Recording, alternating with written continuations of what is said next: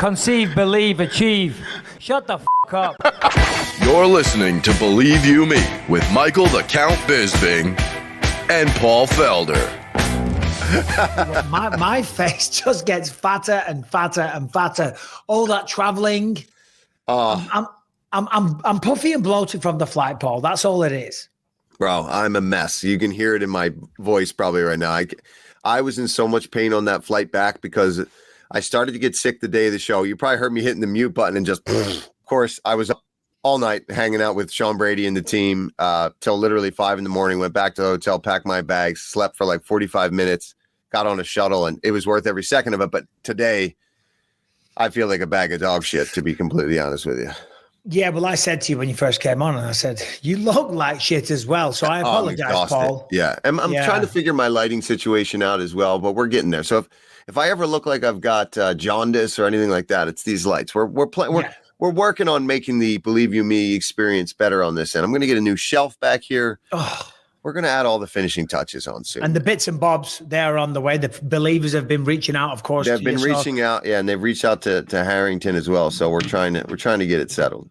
We'll figure it out. Yeah, obviously UFC London, we just flew back, burning the candle at both ends. My voice is okay right now, but when I woke up this morning, it was non-existent. Went from a workout, smashed it, sat in the sauna. I think the hot air has helped it a little bit. But if it starts to fade, then you know why. By the way, we got Sean Brady joining us later.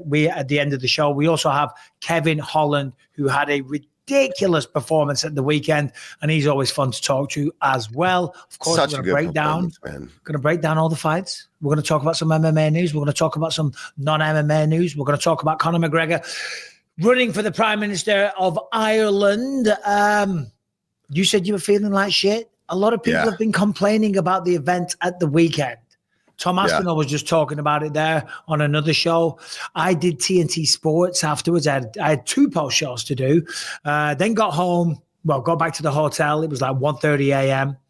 Sat with my dad and my 2 brothers. Had a few drinks. Yeah, I got to talk with them outside of the hotel when I got back. They were asking where you were, and I told them that you were finishing everything up. So I got to have a chat with your dad and your brother. It was nice.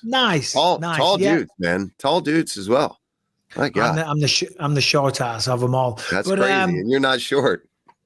When I was doing the post show on TNT Sports, they were like, "Oh yeah, this was the worst UFC London event." I was like, "It wasn't." I mean, look, listen. Did it have all the finishes? No.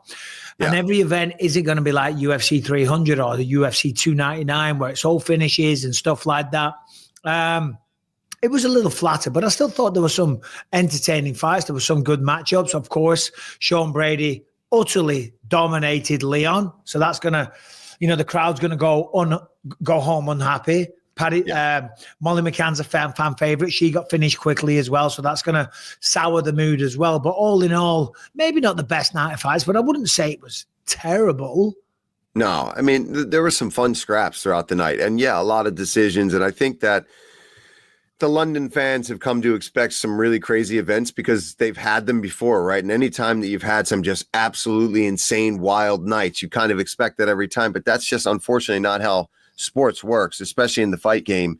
And the more competitive the fight, oftentimes the more you're going to see it go to a decision. And more often than that, you're going to see it go to the judges and be close decisions. And we had quite a few of those where people were upset about how, I think some people were upset about the Blachowicz fight. People were definitely upset about the Loughran Fletcher fight. But again, we said it during the broadcast too, that those were fights where this is too close for anyone to be truly upset with how the judges are going to score it. Especially, I think, for those 2 fights in particular, where both guys in the Jan Blachowicz fight and the Ulberg fight really never put the foot on the gas and really never went for it. And I don't think Jan was upset about it. Some of his fans were, and that's to be expected. But I know Fletcher was upset, but Loughran, he had a lot of takedowns. He had a lot of pressure. What was the other one? Padilla and Chris Padilla and Jai Herbert. That was another one I think people probably thought could have went the other way, especially the way it ended. But I'd have to watch all of them back in the moment. You know how it is for us. It's really tough for us to have a true idea whilst we're also trying to talk about the entire fight and break it down as it's going. It's hard to play judges at the same time. Yeah, no, exactly. I mean, the co-main event, Jan Blachowicz, he's been on the show a bunch of times. Everybody loves Jan. He's brilliant. I thought he did really well. I thought Carlos Ulberg did really well.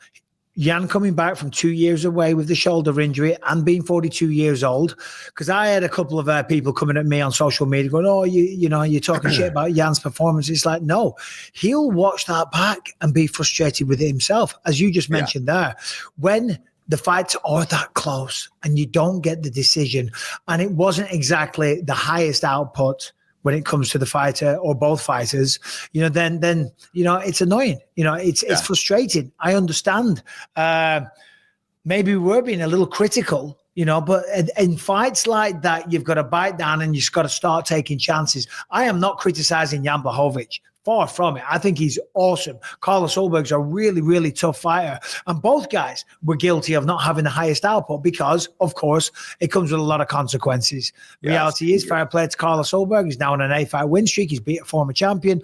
And I thought Jan Blachowicz, for being out for 2 years, dealing with the shoulder injury and being 42 years old, I think the next time we see him in a few months, hopefully, he'll be back to his old self. That's what I was going to say. I was going to say, if anything, it made me excited to see him get back in again, now that he's gotten that one out of the way against a younger top contender who's getting close to a title shot. It's like he's still got it at 42 years old. He talked about it in a post I saw today, how he felt the best camp that he's had in a while. And he's adapting to train after all the shoulder surgeries, a long layoff. I think the next time we see him, I agree. I think he'll be more aggressive and he'll go out and try to lay down some of that legendary Polish power.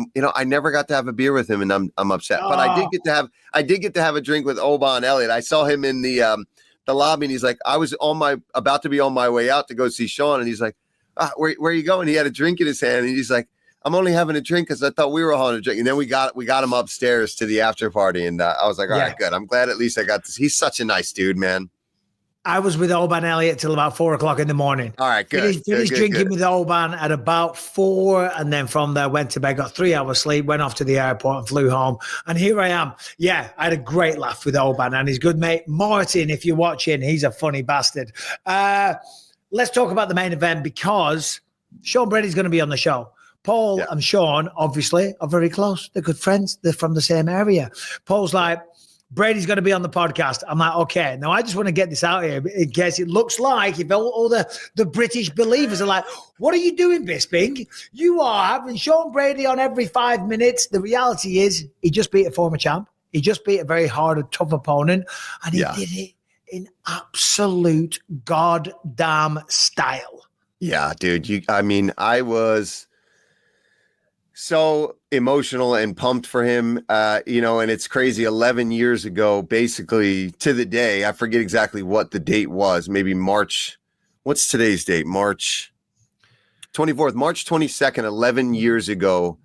I won the CFFC lightweight belt for my first title fight with Cage Fury, and Sean won his last advanced rules amateur fight before he turned pro. And there's some cool pictures that I sent to you guys that it's crazy to think back then and to see what this young guy has gone on to do. And, it's not he's had some ups and downs, right? He lost to Bilal. He's had some layoffs with injuries. And I think a lot of people started to really doubt his capability. And he never let that bother him. He just kept working, stayed in the trenches. And to see him do what he did, he even exceeded my expectations, in all honesty. I thought that was going to be a fight that he could win, a fight that he would win if he was able to do what I know he's capable of. But the fact that he won almost every single aspect and almost every second, the second round, he shut him out completely. There was 0 strikes landed from Leon Edwards, one of the best strikers in that division.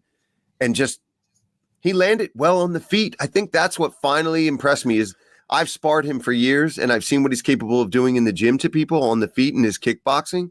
And he finally just bit down and moved forward. He got hit with a couple elbows in close. He got hit with some good body kicks and teeps up the middle and pressed forward and did his job. It wasn't just the wrestling.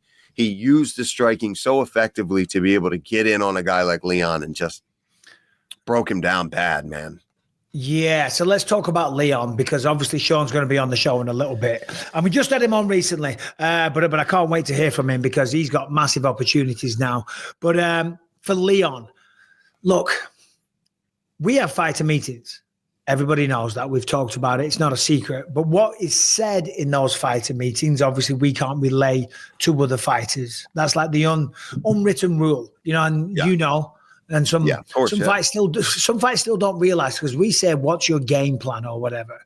And they don't want to tell us because they think we might go off and tell other fighters. And we're like, no, this isn't going to leave this room. This is just so we can say on the broadcast as you're walking out, what your plan is. And then if you're able to go out and actually carry out that plan, it makes you look even better.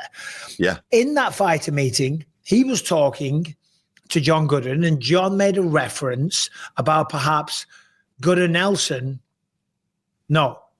Brady being a better grappler than Nelson. Yeah. And Leon scoffed at that idea and thought it was thought he was delusional for saying that. He thought it was very funny. And I think everyone in the room was kind of like, I mean, obviously we're all entitled to our opinions, but for me, obviously I'm a British guy and I've seen Leon come up and I always wish him the best, but it's may the best man win at the end of the day. For me, I found that was a little bit concerning. And I think this relates to directly him shooting for the takedown in the third round, because he has beaten Gunnar Nelson. And of course, you want to put people that you've beaten on a pedestal. He did get takedowns against Leon. He did against Colby, I think. He did against Kamaru. He took the back multiple times in all those fights, even against Bilal. Yeah. And I think because of that, he thought, hold on a minute, I'll flip the script. I'll shoot on Sean Brady, who's one of the shortest welterweights, one of the stockiest welterweights, one of the strongest welterweights, low center of gravity. Those guys are hard to shoot on at the best of times.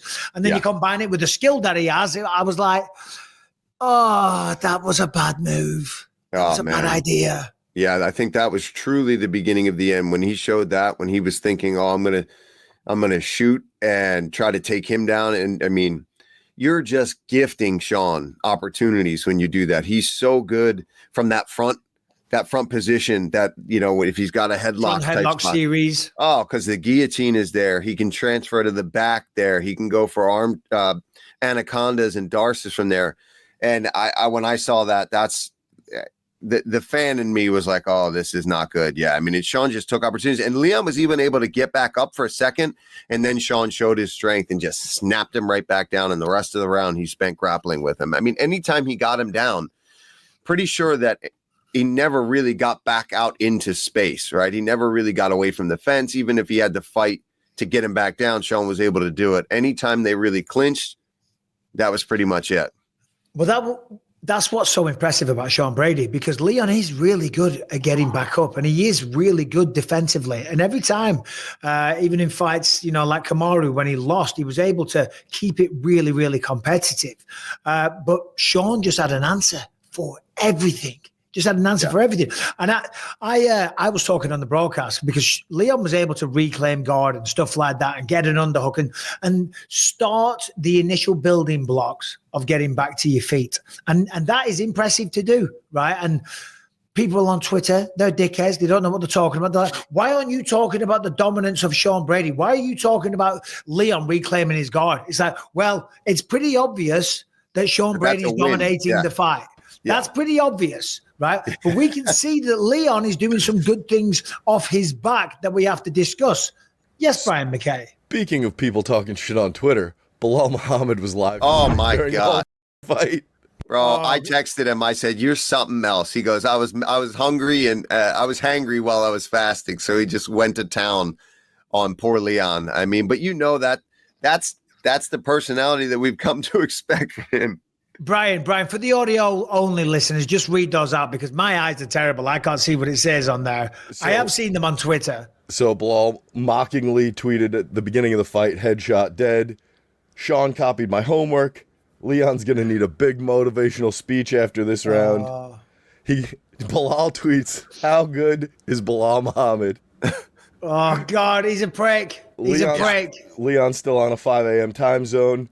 Don't let him bully you, son. Oh, he's a prick. What time is it in London? Asking for Leon. That one was my favorite. What time is it in London? Listen, Look, they've got a rivalry. Leon was kind of disrespectful, kind of mocked him. So it's fair play. It just is. I want to talk about, because there is a lot of people coming out the woodwork now and talking shit about Leon, right? And I hate it too. Yeah. Yep. These people have no idea what they're talking about. Leon went, I think he went on a 12 fight, I think, unbeaten streak. He became the champion of the world. And now everyone's saying, oh, if it wasn't for that one head kick knockout, he'd been working in McDonald's or something. Well, it did happen. He did knock out Kamaru Usman. He did defend the belt twice. And I think for Leon now, it's just ignore all the shit. He's 31 years old. He lost to Bilal. He lost to Sean Brady. There's no shame in that. The biggest struggle I think that Leon's going to have now is going to be up here, because you're going to see all the fair weather friends. He comes from Birmingham, where he knows a lot of people and he has a lot of support. But I guarantee, just like everywhere, there's going to be people that are jealous. There'll be people that are haters. There'll be people that are talking shit, maybe even in his own circle, because they're all goddamn jealous. So the real problem, the biggest fight for Leon right now, is having the mental fortitude to say, no, all right, I lost 2, but I ain't done, because he hasn't taken a lot of damage. He hasn't slowed down. And I think that's going to be really interesting to see how he handles this. Yeah, that's 100% true. It is. I think even coming into this, fighting again back in England, fighting another guy very similar to Bilal, where he's going to bring a lot of pressure with the grappling, you're going to have doubts. And I think this just going to add to that. And I agree that it's going to be a tough comeback, but hopefully he can figure it out. And I even said, when I was hanging out with the team, the Philly guys, I said, you know what? I'm going to be completely honest. After it's all been said and done, as I feel for Leon. And they're like, what? Why? I'm like, because look, I said, I'm a fighter too at the end of the day. And I know what it's like to be in those situations and to be on a skid and to have everyone just talking all that trash, doubting how good you actually are. So I can't help but feel for that guy, especially in the commentating business. You know it now. Even when one other guy is a friend of mine, I still can't help but feel, that it's sad to see. It's tough to see a guy that was at the tippy top, was on top of the world after that head kick knockout of Kamaru Usman, and then you're on 2 pretty bad losses in a row, and both those losses were in front of your home country. That's not easy to see for anybody. So I do hope that Leon, now that he's past Sean, I hope he does get a good striker. I hope he gets a fun matchup just to get him back in the mix, just to give him something to get some confidence back, because I don't think he's done and out. I think that if he can stay sharp and find that motivation again, but that's going to be the important part. That's really what it's going to come down to, is why are you still fighting? What do you want? What are you capable of still? Do you believe in yourself? And if he can get through that, I think that we'll see Leon be successful again. I don't know if it'll be for the title again anytime soon, but at 30-something, young 30s, he's still got a lot of time left. Yeah, look, listen, title fights, they're hard to come by. And he's lost 2 in a row now. So there's no shame in that, but he ain't going to fight for the belt anytime soon. What he's got to do is come back, have some exciting fights, look for some finishes, be hungry, and remind the world. And then it could happen. But the fight, the matchup, I think it's plain and simple. It's UK versus Ireland. Ian Machado Gary, who lost to Shavkat Rakhmonov. Leon Edwards is no longer the champ. This is a fun matchup. There'll be no wrestling. Maybe Ian Gary might shoot for one here and there. Maybe Leon Edwards does. But predominantly, that's the fight to make right now. Mick Maynard, Sean Shelby, retire. You're not required. That's the fight they need to make. Yeah, I see no reasons why that fight shouldn't happen. And I agree that that's a good fight for both of those guys to have opportunities to be the wrestler in that situation. And I think that they're both skilled enough to do that. I think both guys will at one point try to be the one that's going to initiate some sort of takedown pressure in that fight. And I think they're capable of it against each other, right? It's not a fight where you should be shooting with Sean. It's not a fight that you should really be shooting against a Bilal, where it's not going to work out for you necessarily. But against each other, you can show the MMA world, like, look, I'm still one of the elite. I'm still one of the best. I just had 2 tough fights in a row.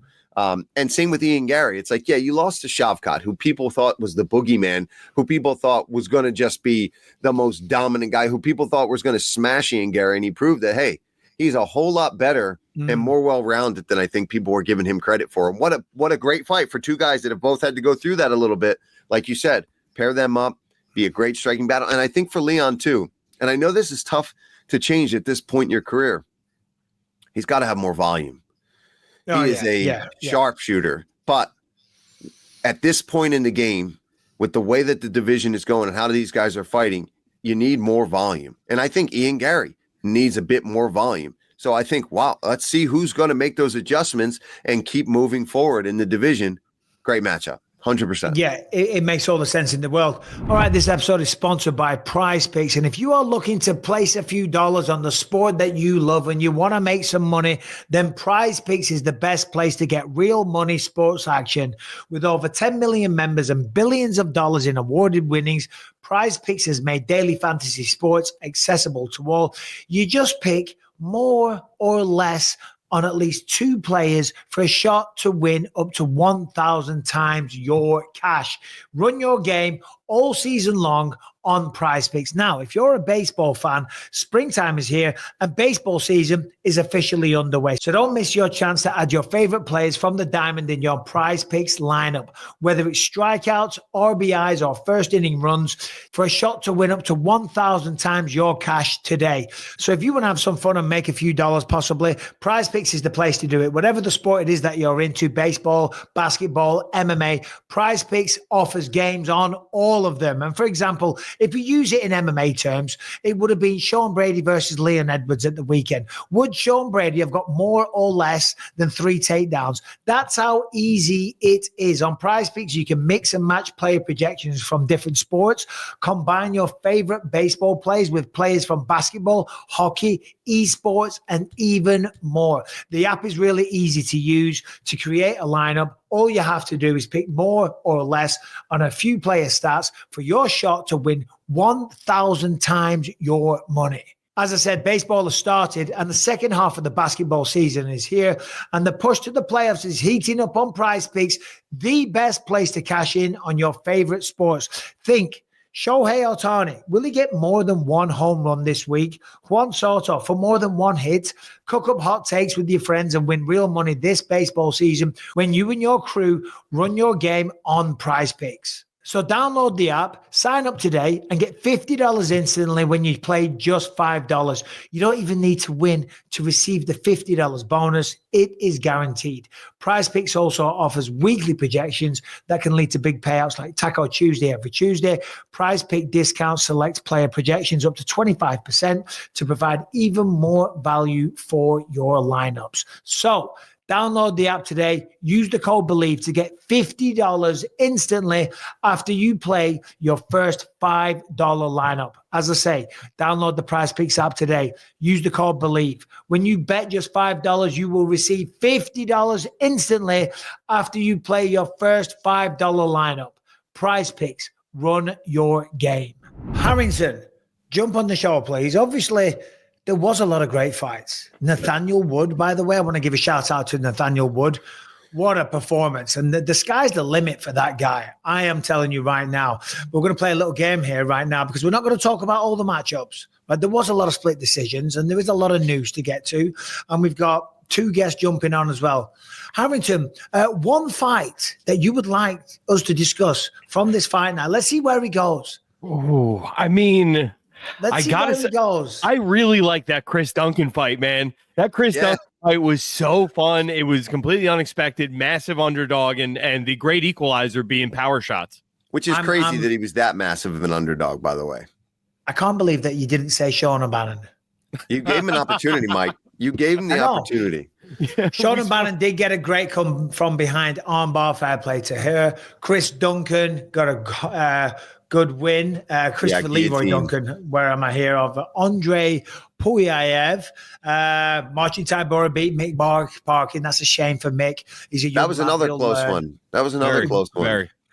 I'm going to say this right now. This is a bold shout. People are going to say, oh, it's just because you're English. I'm telling you right now, Loney Kavanaugh will be the flyweight champion of the world one day. Yeah, I don't think that's that bold of a statement, to be honest with you, Michael. That kid is a stud. He's got power, and he showed toughness too, right? He got cracked early, and he was facing Felipe Dos Santos, who he's another one of those guys in the UFC. Unfortunately, his record doesn't speak to how talented that kid really is. The shoot-to-box style that he brings, the dangers that he presents with the flying knees and the kicks, and just the dog in him, and great jiu-jitsu as well. And Kavanaugh was there for every one of those moments and answered all of them. And I got to meet him again upstairs when we were hanging out, having a drink for a second. He's just got his head on his shoulders. He's got a great team behind him, great training partners. I agree that is a kid to 100% look out for in that division. Because Dos Santos had a really good fight against Manel Kopp on short notice in his UFC debut. Yeah, okay, he gave Loney Kavanagh a fight, but he's only 25 years old. And I loved it when we were watching that fight. That reminded me of like old school MMA. I don't know why, but there was like just the ground and pound. It was vicious. There was a lot of blood on display. They were fighting their absolute hearts out. Big, massive shots on the ground, beautiful taking chances. Beautiful ground. Fantastic skills. And I told him, I said, hey, I know it sucks when you get cut like that and you got some blood, but we talked about it too, Mike, where on the broadcast we even said it, and I said it to him in person afterwards. I said, dude, but how awesome are those photos now that you've got those pictures where you're in there, you got the mean face on and there's just blood streaming down your face. Those are the moments you live for as an MMA fighter, right? Yeah. That you work through that. Like, think of your face in some of those fights. A war with Anderson Silva where you're just battered and you get the win. It's fucking screaming afterwards. It's great. I have to post that one on Instagram like every couple of years or so just to remind the world, you know what I mean? Yeah, I've been through it. We will talk about Kevin Holland versus Gunnar Nelson, but he's joining the show, so we don't want to have the same conversation twice. Herringbone, anything on your mind?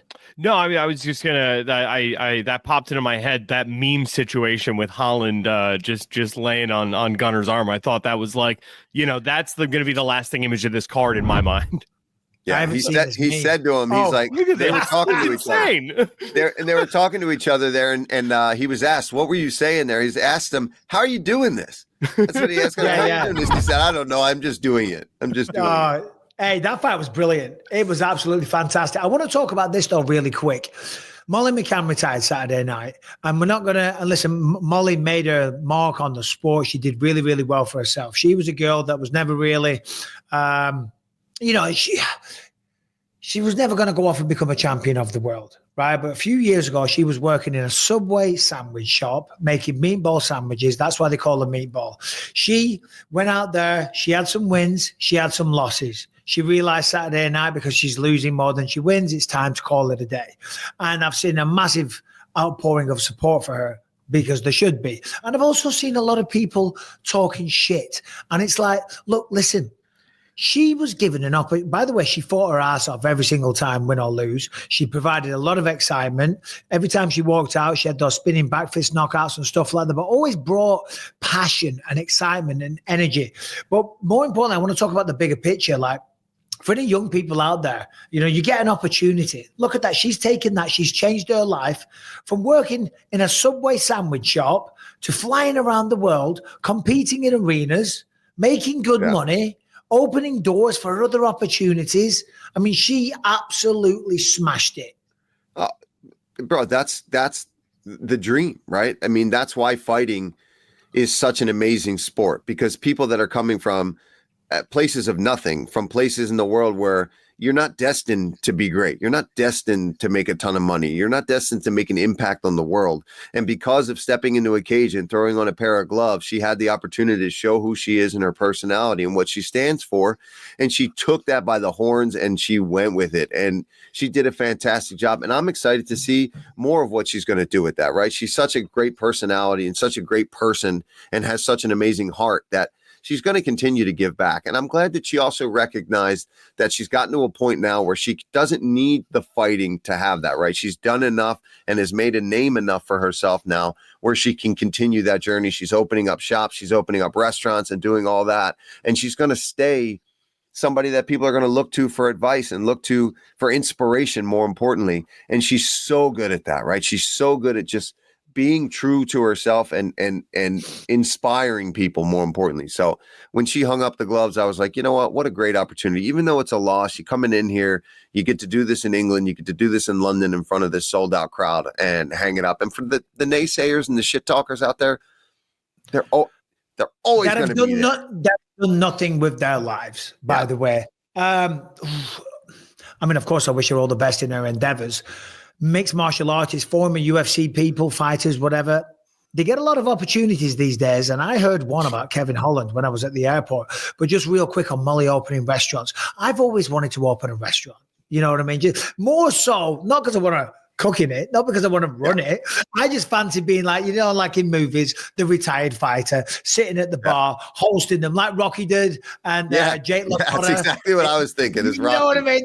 I'll call it Bispings. You know what I mean? So if any investors out there want to open a bar with me or a restaurant, then let's goddamn go, because I'm all about it. But the restaurant business is one of the toughest on the planet. Yep. That's the problem with it. That's the problem with it. Even with a personality and even with, you know, kind of having the investors and the people around you, it's still such a bitch to make those things successful. I think that's why a lot of people avoid them and try not to do that. But yeah, I've always thought the same thing, that it would be cool to have a little restaurant or a coffee shop, or I used to say a donut shop would have been fun because I was always obsessed with donuts when I was cutting weight and stuff like that. So I was trying to open a British pub out here. I still might do it, like a British, not British themed, because they're kind of corny. You know what I mean? Yeah. Where, you know, you got the telephone box and the old fashioned phone and like dot, you know, but an actual English style pub, you know. Yeah. In America, I think it'd do pretty good. Well, certainly around Orange County, because there's nothing like that. Dude, I think you kill it. You kill it. If you get the right cooks and you get the right guy to run it, and you make it as authentic as you possibly can, I think that would do really well. I would like it. I would go to it. If I had one around me that was like that, it was legit. To make it authentically British, the carpet needs like to be covered in piss stain. Not the pubs we went to, by the way. So, a real quick story, because most of the pubs where I'm from, they were shitholes. But this is funny. Because Thursday night we went out for a nice meal, didn't we? Had a lovely Italian with a couple of the producers and people behind the scenes. Then we went out to a little drink here, and we went for a little drink there. Nothing crazy, very calm. And then Paul was like, the bar, the place we were in, the establishment was too nice. And Paul's like, can we just go to a proper pub? And I'm like, you know what? That's a good shout. Now, the problem is, and for anyone in England that knows London will understand, we were in Mayfair, which is quite possibly the poshest part of London. So I look on the maps. I was like, there's 4 pubs in the area. I said, there's one just round the corner. We go there. Paul, what was everybody wearing outside the pub? Friggin' tuxedos, literally tuxedos and dresses. Yeah. I'm like, what's going on here? Like everyone, and Michael's like, we're in Mayfair. I know, but like, I'm like, yeah, Paul, don't worry, I've got you. Let's go to a pub. And we go there and literally, it's the fanciest shit ever. Everyone's wearing tuxedos. It's like, wow. There was like 50 to 60 people outside of both the pubs that you'd found on the maps. They were on either side of the street from each other. Both legit, genuine looking pubs, but just filled with people in suits and dresses and fancy bow ties and all this.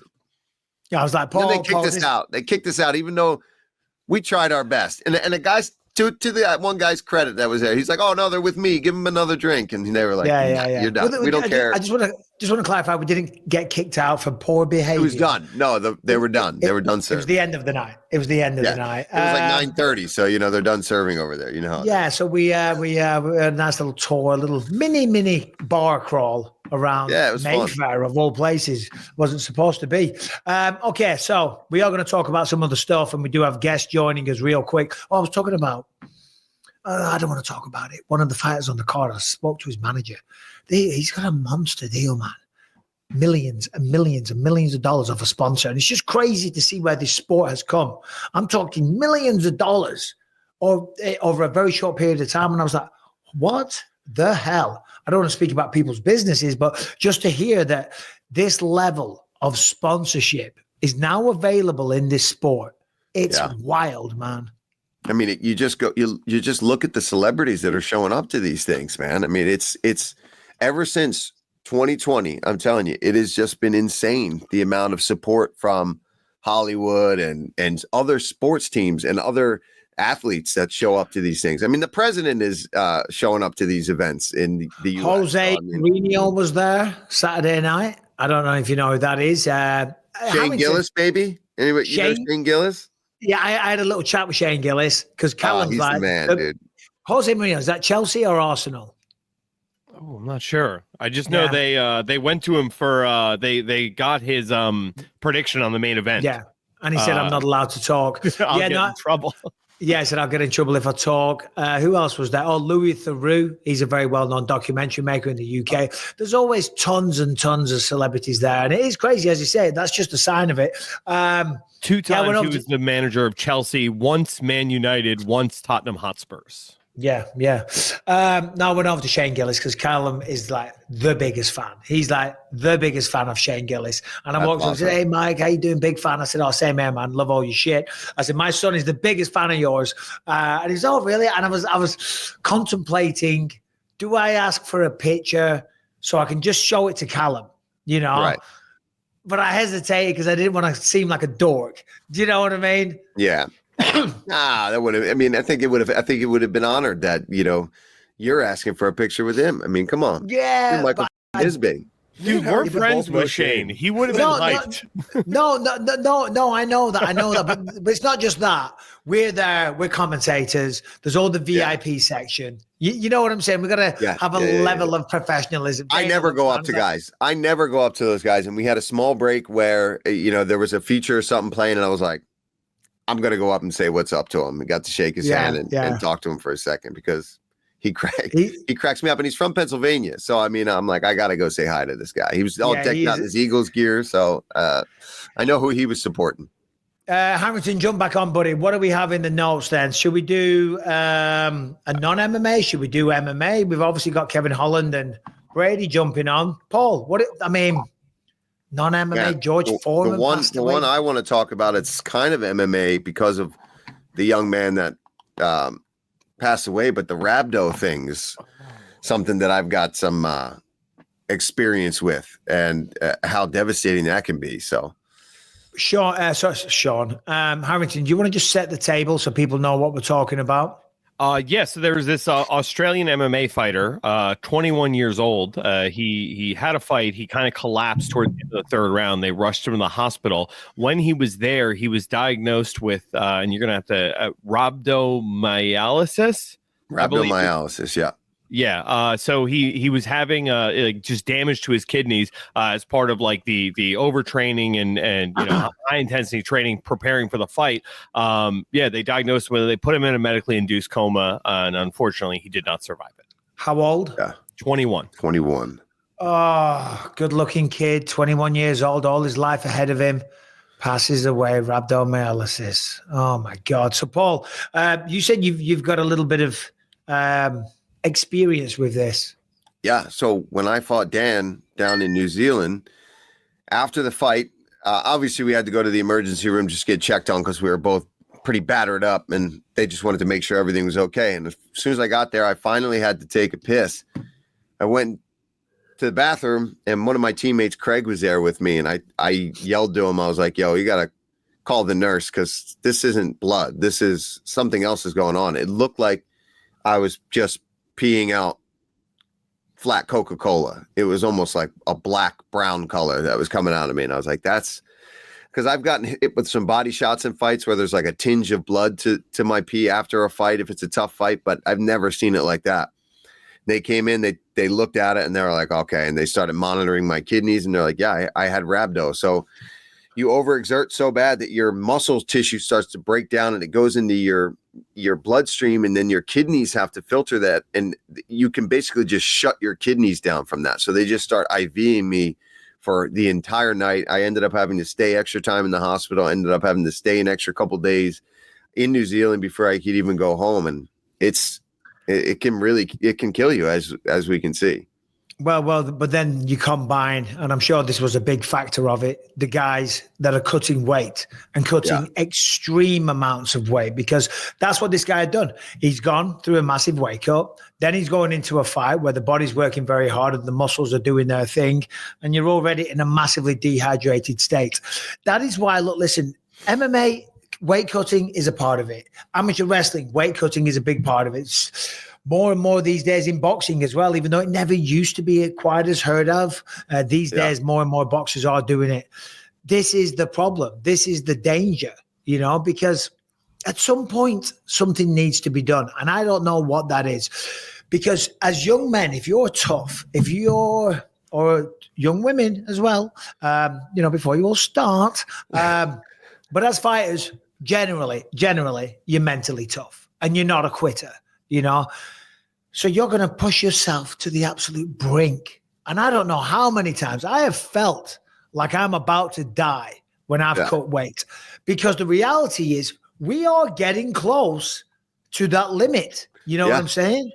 Yeah. I mean, if a doctor came and checked on most of us that are cutting any significant weight during it, other than the guys that are there just to make sure that we're not killing ourselves. I mean, pretty much if you just walked into a hospital in the state that we're in cutting weight, immediately on an IV. Right away. I mean, right away. And monitoring your heart rate, monitoring your blood pressure, all of that. And then, like you said, you add on to that, maybe you don't rehydrate properly. Maybe you didn't do all the things quite as correct. And maybe you were even dehydrated going into the weight cut. I think in the article I read about that, he noticed that his urine was really dark throughout training and then into the weight cut. And then on top of that, you put a fight on it. It's just, it could be too much. And I'm sure that was a contributor to why I had it too, was that, well, mine was the 5-round fight, right? So it was a long fight. And you cut weight the day before, you don't properly hydrate, right? And you're just destroying your kidneys. I mean, I remember when I fought Edson the second time in Abu Dhabi, I ended up cutting too much weight by accident because of how hot it was there. And bro, I mean, I could feel it in my kidneys. I could feel them working too hard. So it is dangerous. And that's why I'm glad that at least the UFC has the Performance Institute that's providing these guys with a proper hydration protocol. Because if you're doing that on your own and you really don't know the science behind it, you can find yourself in a shitstorm of trouble when it comes to the fight. Well, that's what I'm talking about, because we will keep going and we will keep going. Now, granted, some people quit, throw the towel in sooner than others when it comes to the weight cut. But some people are so mentally tough and so mentally strong and their own worst enemy that they'll just do whatever it bloody takes. And I think, and I'm not talking about this case specifically because I don't know the ins and the outs, but I think the fighters, obviously, they have to take some of the responsibility. The coaches have to also take responsibility as well, because the coaches know what's going on throughout the training camp. And if the weight isn't dropping, if they're not being disciplined, that's why I say it starts with the fighter. You know, it starts with the fighter's discipline. You know, but if you're not dropping weight properly as you're supposed to, then at some point the coach is going to come over and say, whoa. Don't think I'm letting you drop 25 pounds in 3 days and then step in there. Because, you might make it, but you might end up bloody dying or doing yourself a very, very serious injury. And in extreme cases, passing away like this. It's insane that some people have the plan of cutting 25 pounds of water the week of a fight. Yeah, it's crazy, man. And I think we're seeing more people get more disciplined and more dialed in leading to these things. And thank God, because you're right. And I've talked to guys who are like, oh, I'm just going to cut this. And they're eating crap in camp and they're not really doing the things properly. It's like, listen, this is your job. And if you're going to be a big guy or a big girl for that weight class, then you better be dialed in leading up to it. Because if you're just thinking, and guess what? The problem is too, you can probably do it a couple times. But over time, the longer you stay in the sport, your body will start to shut down from these things. And it is an accumulative thing where you can't continue to do 20, 25, 30 pounds. Some of these big guys have been trying to do over the years. You're going to destroy yourself. And eventually the next time that you go to do that, you're going to be like, well, I've done it before. But your body remembers. It's going to go, no. Listen, we're going to save you here and we're going to shut the system down. And you miss weight or worse, you keep going and trying to force it. And you end up in the hospital. All right, this episode is sponsored by LMNT, LMNT. And if you are looking for a beautiful tasting beverage, if you want to jazz up your water, if you don't want to drink a load of excess calories, take on a load of sugar, make yourself fat and take on carbs that you don't need, if you want to stay proper hydrated, replace electrolytes, if you're going to the gym, working out, sweating like a madman, if you just struggle to get the correct amount of electrolytes in your body, if you're getting headaches, if you feel fatigued, you're probably low on electrolytes, and that is where LMNT comes in. It comes in a variety of flavors, little sachets, pour it into your water, and it tastes absolutely fantastic. They also do it in cans as well. If you want to keep them in the fridge, which I like to do, Pop one open, off you pop. They taste delicious. Everywhere I go, I have elements in my bag. When I was commentating on Saturday night, I get up in the morning, I have a little workout. As the day goes on, I feel the lack of electrolytes. I just pull one out of my bag, stick it in a bottle of water, and off a pop, and my energy is back, and I'm doing a fantastic job. Because the element has enough sodium, potassium, and magnesium to move the needle, so you're feeling and performing your best. Plus, it has zero sugar, artificial colors, or any other dodgy ingredients, so you can stick to that low carb lifestyle. That's why I love Element. And of course, it comes in a variety of flavors: citrus salt, raspberry salt, get spicy with mango chili, or mix chocolate salt into your morning coffee. They have got something for everybody. Go to drinkelement.com/BYM and you will get a free sample pack with any purchase. I love these elements. They taste fantastic. They're good for you. You'll have more energy, zero sugar. Go to drinkelement.com/BYM to get a free sample pack with any purchase. Now, speaking of shutting down the system, Conor McGregor is, they're trying to shut his system down, and he's trying to shut down certain systems.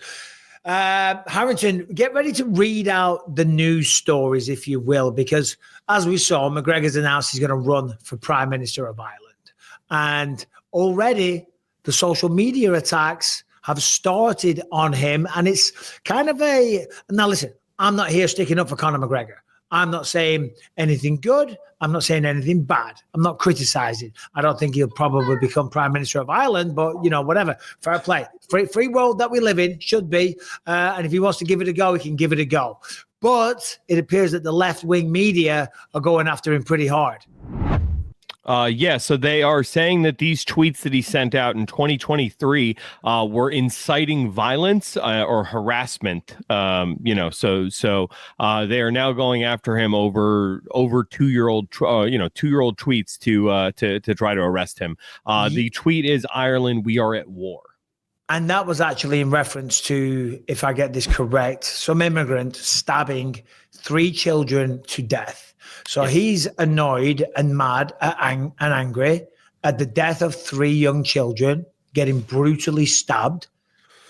Anybody should be in uproar about that. And they're trying to cling on to that now and give him charges for a tweet that goes back to 2023. It's very convenient timing. Yeah, of course.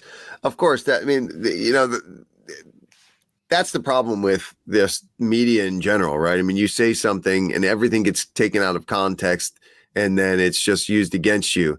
And again, I'm with you on, I'm not here to be a cheerleader for anybody, but I hate the fact that any which side of the media just uses any which thing they can to kind of shut you down. Hey, if he wants to run for prime minister, then he should be able to run. I have no problem with that. And people just try to.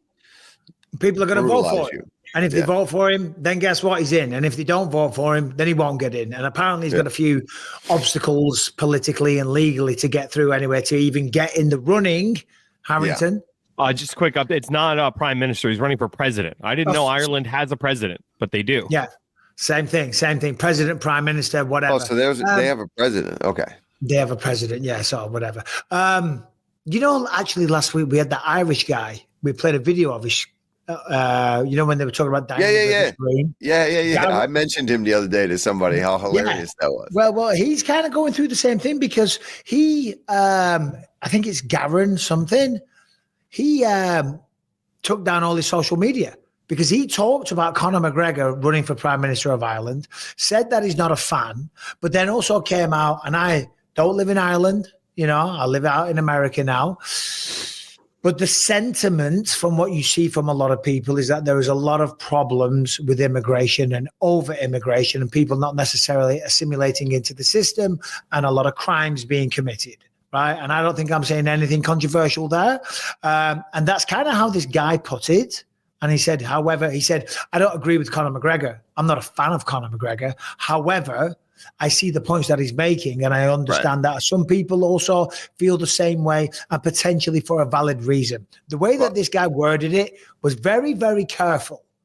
And anyway, they've gone after him. They've attacked him. He's getting tons of shit online to the point where he's been bullied into taking down his social media accounts because he's getting nothing but abuse.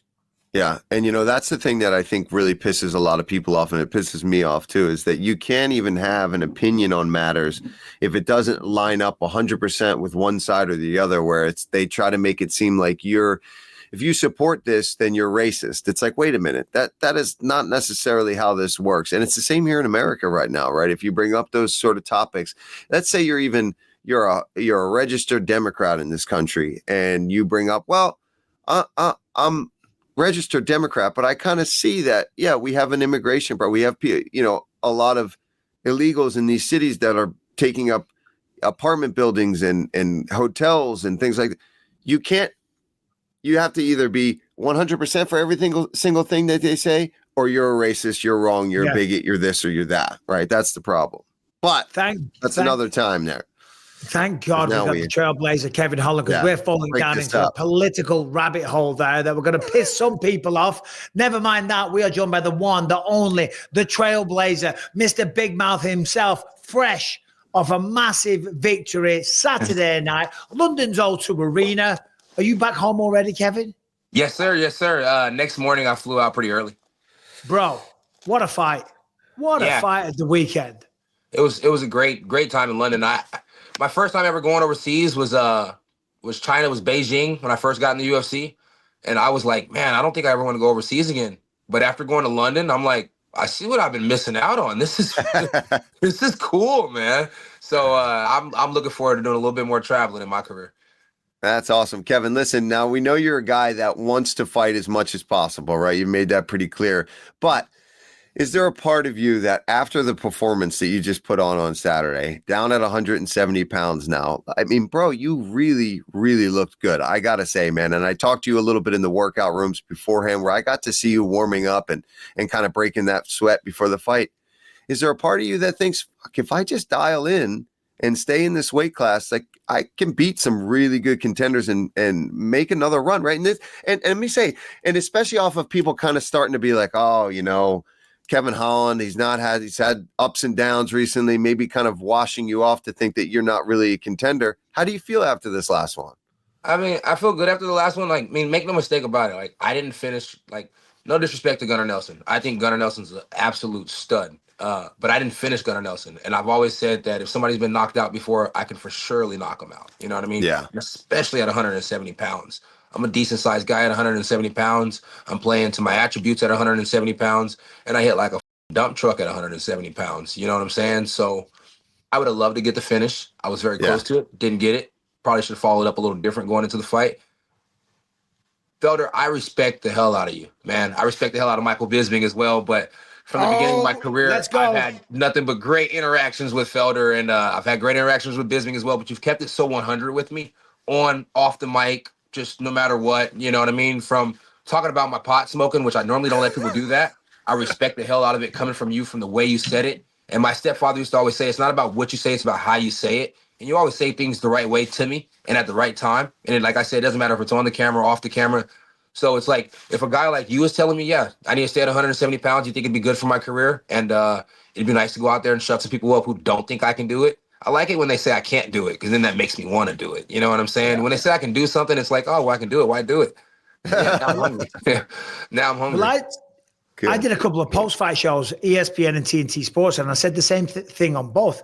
That version, Saturday night, Kevin, and I'm not just saying this because you're here, that you could be a champion at 170 pounds. Obviously, 185 guys are a lot bigger, a lot stronger, and I'm not saying you can't compete with them, because you have done. You knocked out Jack Ray from your back, for crying out loud. But the way you went out there and dominated Gunnar Nelson, you say you hit like a truck.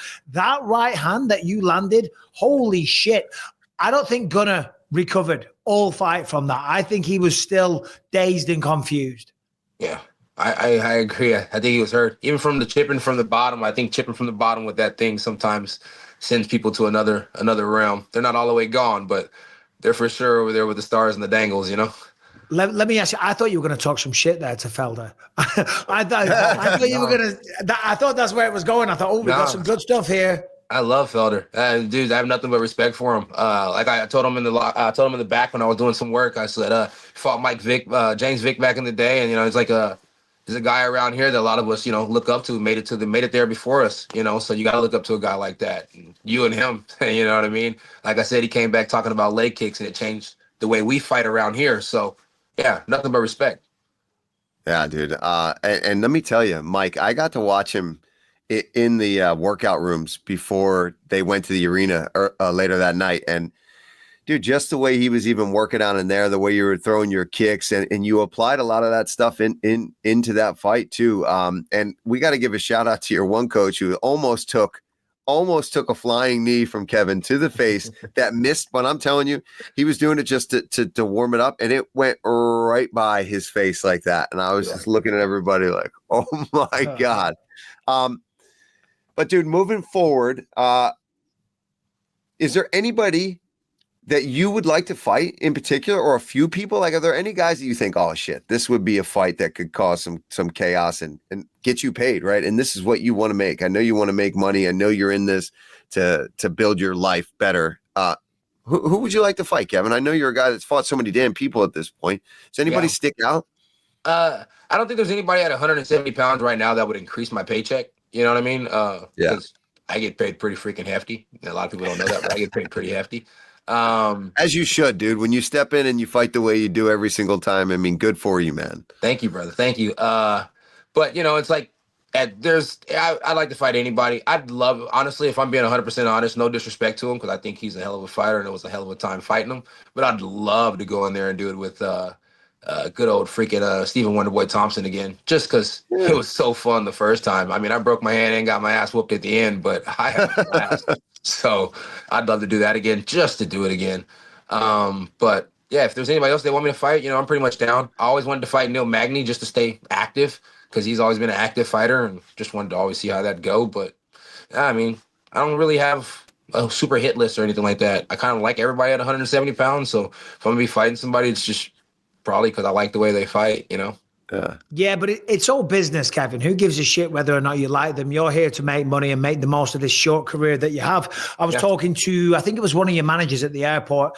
He's off to Germany, I believe, at the moment, about to secure a massive deal for you. He told me a little bit. He didn't get into specifics, but he told me like a little bit, and I was like, holy shit, man. I didn't know those kind of deals were available in mixed martial arts. Yeah, it's a pretty good deal. It should be able to help us in the DFW area a lot too, change the way things go, and it should be able to help me with like my whole sponsorship going forward. And yeah, I'm pretty excited about it. I can't say too much about it, but I am pretty excited about it. Hopefully in the next week I can just go ahead and spill the beans and be like, but yeah, not just yet. Let me ask you. So I spoke to a couple of people that did some interviews with you, and they were like, Kevin, like, he wasn't happy. He was kind of annoyed. And I know you just mentioned you didn't like fighting in Germany. At first, when you went out there, were you annoyed that you had to go to London? What did you think of London as well? No. How was your fight week experience? I had a blast, bro. We got on the trains and we went to. It starts with like a P. They said don't go over there or something like that. It's supposed to be a real Paddington. Bad city, yeah. We went over there. That was the only place that had the hot sauce that I wanted. So we went over there and got some hot sauce and stuff. I had a blast. They had some food cooking on the alleyway. It just kind of reminded me of being back in Philadelphia, the streets with my dad's side of the family. So I had a blast out there. I thought London was cool from the moment I got there to the moment I left. It was a week where I didn't smoke weed. You know what I mean? I didn't to smoke at all. I didn't smoke a couple of days before I went out there, and a little bit stuff like that. Listening to good old Felder over there from back in the day, and so I locked in for that. And so overall, probably a little agitated from that, but I was just locked in for the fight. I mean, when you're down 2 fights in a row, 2 fights that you really feel like you should have won, you need to go in there and get a dub, and you really need to go get a dub in a big fashion. Was it a big fashion? In my eyes, no, but people like it. I love it, and I plan on doing a lot better on the next one, so just stay locked in, Yeah, man, and I know I see where you're coming from as a fighter, right? That you want to go out there and you want to get that big finish. But I'm telling you, I think what made people more impressed than anything was, you didn't get the finish, but you know how it is. When you're fighting really good guys, sometimes that can be tough to come by. You hurt him horrifically bad with that right hand. You're ground and pound to try to get the finish. If there was more time on the clock, you're getting that finished, you know what I mean? And you affected him for the rest of the fight. But your grappling, your movement, the way you handled moments, really stuck out. I think that it made people people that have forgotten about you, that you are more than just a guy who talks shit in there when he's on the ground or grappling with people, and showcase that you are a mother effer who's got skills. You've got skills, and when you're at your right weight class and you're in a good headspace, you can get it done. I'm glad to hear about the weed stuff. And listen, it's from a guy who enjoys doing all that himself. It's just, if you can avoid it and have the gas tank, which you showed that you did in this one, you're a problem for guys. And Kevin, I got to ask you, like, what do you think it is about the fight that keeps you so relaxed? Like, how are you like that? I mean, there's so many guys that stress themselves to death leading into a cage fight, and you're a guy that truly just has a good time when you're in there. Like, what do you attribute that to? Like, how can you be like that under such stressful situations? To me, fighting's just not really stressful. It's like it's weird too, because like growing up, nobody ever wants to read a book in front of the class and everything. It's like, yeah, but I'm not the greatest reader in the world, but I can fight pretty damn good, and it's like I might not always be the best point fighter, I might not always be the best wrestler, but when it comes to throwing hands and throwing feet and throwing elbows and just having a blast, I can do that. So if I'm doing that in front of a million, billion, trillion, doesn't matter how many people or no people at all, like it's the apex, I'm down. I love fighting. I love combat. It's like people always say, oh, you always go back to hunting. It's like I have a blast out there too. My boys see me out there. It's all smiles and giggles till it's time to shut up and go get the kill. And it's like, I just love being around the violence. Well, I was going to say, we love watching you fight, Kevin, as well. Everybody does. Everyone knows that when you show up, there's going to be, something wild, explosive, interesting happening. But you mentioned the hunting there. Tell us a little bit about that. What do you like to hunt? Well, we're here in Texas, so coyotes and pigs are really big out here. Coyotes are always messing up the new cattle and, the deer that's going to come around and all that stuff like that. And got to try and stop that, especially since I got cattle myself. And then the pigs destroy everything. You think you're going to have a good time on your land until pigs come put big old crater holes in that thing. So and then they're always destroying things around the neighborhood, and they're fun to just go out and hunt. But the first time I ever hunt was and an elk. Eat. Yeah, I don't eat them that much, to be honest with you. I hunted, my first time I ever hunted was an elk, and we got to process that and eat that, and that was so fantastic throughout the year that it's like I always go out and get the good exotic game meats, and I love to eat those, and that's kind of like what my freezer's full of, and that's kind of how I live around here. My mom knows I'm not going to the store to buy no meat, and I got it all right there in the freezer already, so it's just kind of how it is. We buy nothing but the sides, and she started to get into planting and doing gardening and stuff, so I'm curious to see what the next 5 to 10 years could bring. That's what we're trying to get into. The same here over here. But I'm not a hunter. I've never hunted in my life. We don't have guns in the UK. But Saturday night, just as I was walking out the octagon, you said to me 45-70, 45 wins at 170. And that obviously brought my mind back to what happened with Rampage. Yeah. Is that what you were doing? What the went on with Rampage, man? Because that was a wild. We had words on the phone, and I always said, I didn't want to keep talking on the phone. When I see you, we'll have a conversation. We had the conversation. It just happened to be on air. Just two men having a conversation. It should always happen face to face. I mean, you're definitely that kind of guy. Yeah, you're definitely that kind of guy. You said some Philadelphia roots for you, Kevin? Yeah, my dad's side of the family's from Philadelphia, so it's how often do you ever get to go to Philly? I don't go as much as I need to now that I'm an adult. But when I was younger, I went a few times, So, well, dude, you gotta come back, man. We got a gym for you. We'll get some training set up. We'll have a good time if you ever come to Philly, man. Most definitely. I actually want to circle back there sooner than later. I just got my bike out the shop, and my uncle's out there. They always do a bike ride on their Harleys. So I'm gonna shoot the bike out there, and I want to go get me a cheesesteak and some water ice while the weather's good. So there we go. Hell yeah, dude. Yeah, we can work that out, man. Brian, do me a favor. Can you play that clip that we showed earlier of Kevin and Gunnar Nelson? Because when when you get a big knockout in the UFC and they say, "Look at the screen and just walk me through this." I would love to hear this from your perspective. Oh, look, here we are. Yeah. So you want to know what I said right there, right? I would love to. Yeah. What were you guys chatting about there? I think it's just the way that I told him, man, you're strong. I think that just made him excited. Is he strong, Kevin? Is he a strong SOB? Especially for 170 pounds. I fight a lot of big guys at 185 pounds, and I can say, man, this guy's big. This guy, he's heavy. This guy's strong. This guy's this. For 170 pounds, Gunnar Nelson is freaking ridiculously strong. And the weight, dude, when we were in the back room, Travis Luter's my head jiu-jitsu guy. He's always been, like a father to me. So, Travis has these crazy shoulders, and that's just from years of doing jiu-jitsu. He's just built, like it's like an ape almost. Gorilla. Yeah. Yeah. And so it's like when I went like this to Gunner, it was like, oh shit, he has Travis shoulders. So from that right there, that moment told me like grappling with this guy is not going to be like one of those slow matches. You're going to have to move, or you're going to be smushed. I was like, cause he's no joke. So that dude's strong.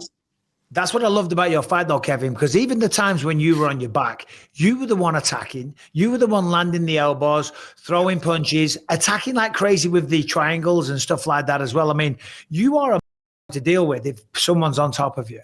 Yeah, I need to work on see what I'm doing wrong in MMA to secure that triangle a little bit more. I always get people there in a funky position where I can hold on and start smacking off with elbows and hitting hammer fists and stuff, which is good for my game because I'm so long and it hurts them. But I think there's a little slight mistake that I'm making where I can like manage to start getting the triangle a little bit more. Now I like how I did reverse into the omoplata, and maybe I can fix that a little bit more too, where they can't stand up. But I mean, it's just little things to work on, and I'll definitely get back in the lab and fix those things.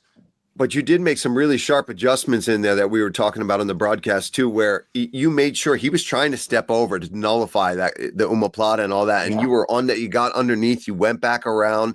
I mean, if that's some other guys and not a guy that's as strong, as good as grappling as Gunner is, I mean, you might secure that. You were stretching the legs out and pressing forward too, and there has not been many submissions with omoplata in the UFC. I'll tell you what, you'd have been making some headlines with that one if you could put a guy like Gunner out with that. I always hear they don't work, but I get to finish with them quite a bit. But I usually get to finish with the gi on, so I guess it's a little different without the gi. But mistakes are made, and then it's like that's how you learn, and I'll get better. I've made a lot of mistakes in my career, and I think that's actually why I'm going to end up being so good. And I think with Gunnar, the thing is with him, he's just so good at grappling as well. I don't think it's necessarily what you were doing wrong. I mean, straight away when you would go for the triangle, he was posturing up, looking at the ceiling almost, just defending perfectly. Obviously, you're known for your crazy fight schedule. I think Gunnar had 5 fights in the span of time where you had 20 fights in the UFC. This is your second fight. We're only in March this year. Of course, you have the record for 5 wins in a single calendar year. How quickly are you going to be back in there? You know, it's funny. I said that on the interview. I think I told you like July or something like that. I think I was just, I don't know what was going through my head. I think I had the months all mixed up, but it's like I can go a lot sooner than that. You know me. It's like I'm going to sit down for 2 weeks. I don't feel banged up. I don't feel bruised up at all. When I say sit down for 2 weeks, I mean like this week I'm going to chill. I'll start doing strength conditioning again at the end of the week. Next week I'll chill, and then once next week's over, I'll start getting back in the gym and actually getting to work again and stuff. But I'm going to go do some hunting. I'm going to do some motorcycle riding. I'm going to go enjoy my old school. I'm going to go enjoy some time with my kids. And after those 2 weeks are up, I'm pretty sure they'll get tired of me, and they'll need me out the house because I'm pretty obnoxious. So, And Kevin, speaking of just the weight class, right, and having fought so much at middleweight and 70 as well, what's the cut like for you to make 170 pounds? Is it a lifestyle change for you? Or is it just actually cutting the weight?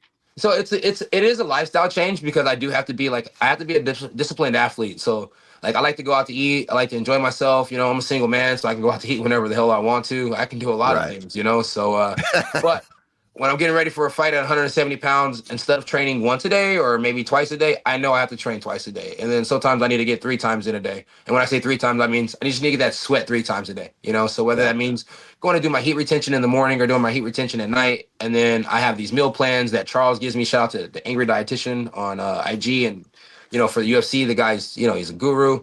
It just makes life easy. I say it's a lifestyle change, but it's just more so locking into the job. Just being disciplined. Being disciplined as opposed to 85, you can probably get away. Yeah, I still get to eat pretty freaking good. It's like, it's not like I'm over here like, oh, I'm starving.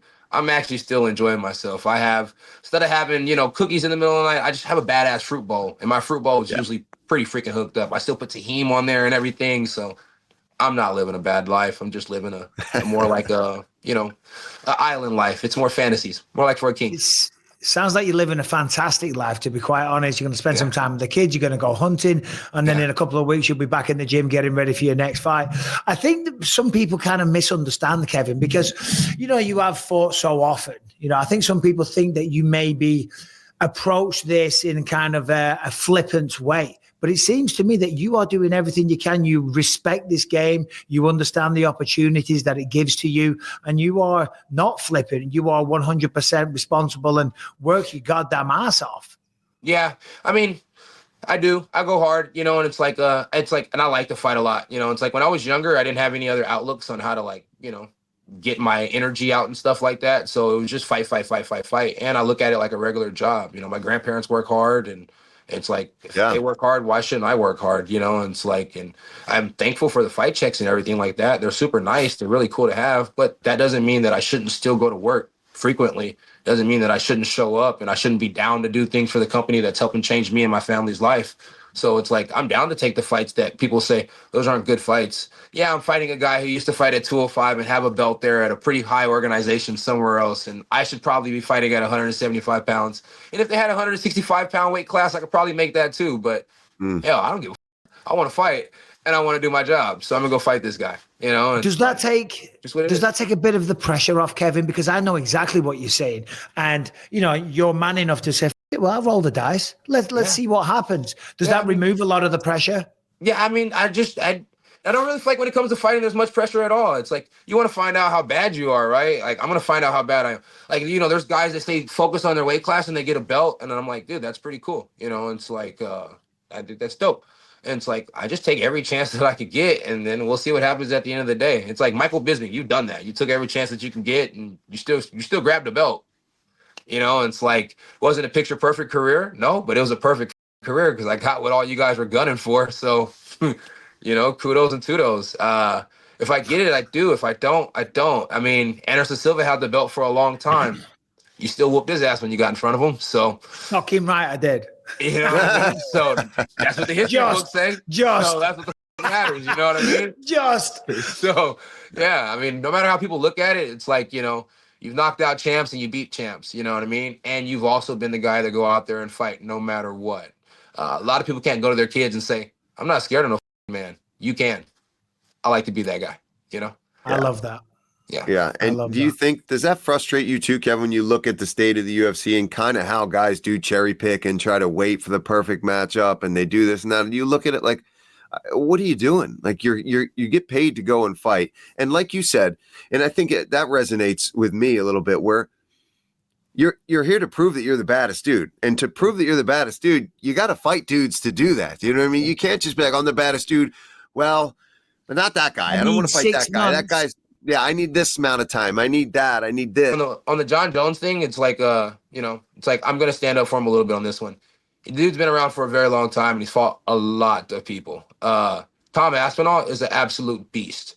John Jones is the greatest to do it in his time frame. And now he's actually doing it in a different time frame. You know what I mean? This probably should be Tom Aspinall's time frame. If I'm John Jones, I'm going to play it like a Floyd Mayweather. I'm going to play it like how these old school boxers played it. I'm going to play it as smart as I can. I'm going to be the OG in the game.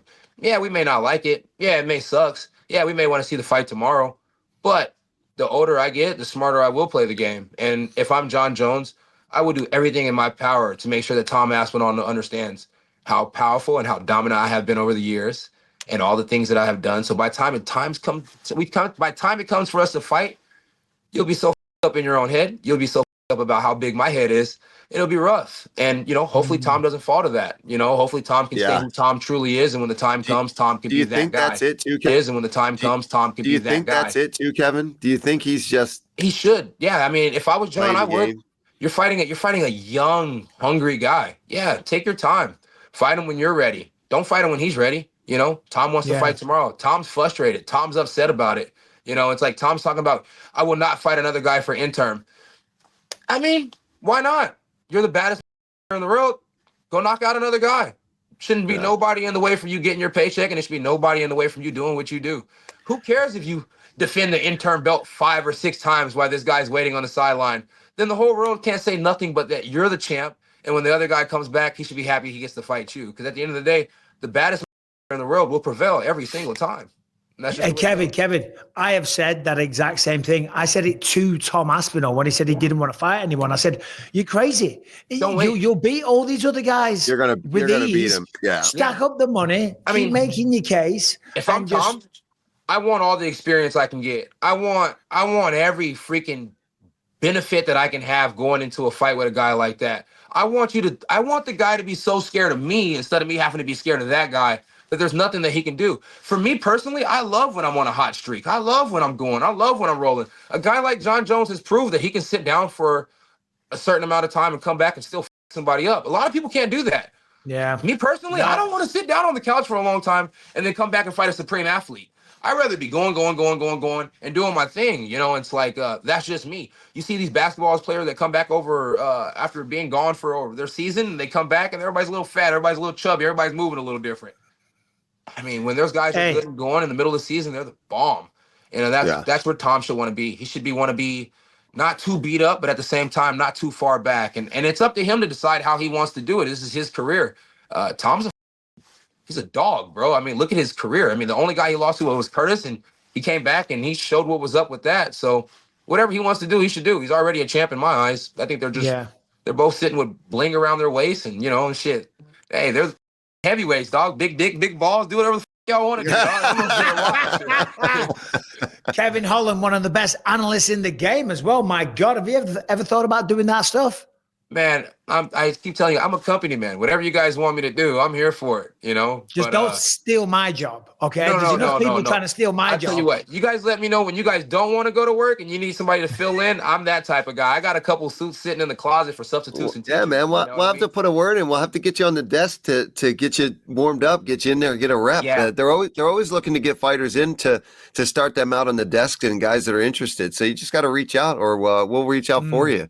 And tell them that if you'd be down to do it, I'm sure they could try to get you on a desk preview, to like doing a fight night at the Apex, and they'll put you on the desk kind of like Kamaru, or that's how everybody started out. It's just getting a feel for it. Yeah, especially if I'm sitting next to guys like you guys. I mean, I think it's going to be a lot easier because then I can just talk shop, man. You guys are doing. Yeah, exactly. Piggyback. Yeah. It makes it so easy. You already know the terminology.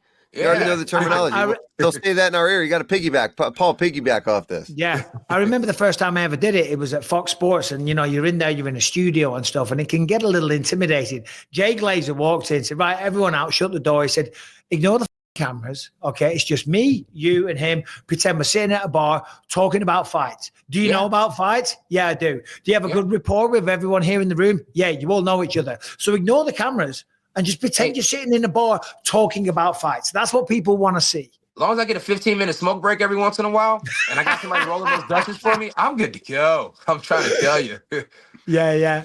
Oh, God. Well, listen, Kevin, we'll let you go, buddy. Oh, Harrington, you got a question? Well, yeah, just Kevin talking about rolling up the Dutches and the, the abstinence. I was just wondering, man, you said you took a decent little tolerance break before this fight. Did you break the fast in England? And if so, how bad is their weed over there, man?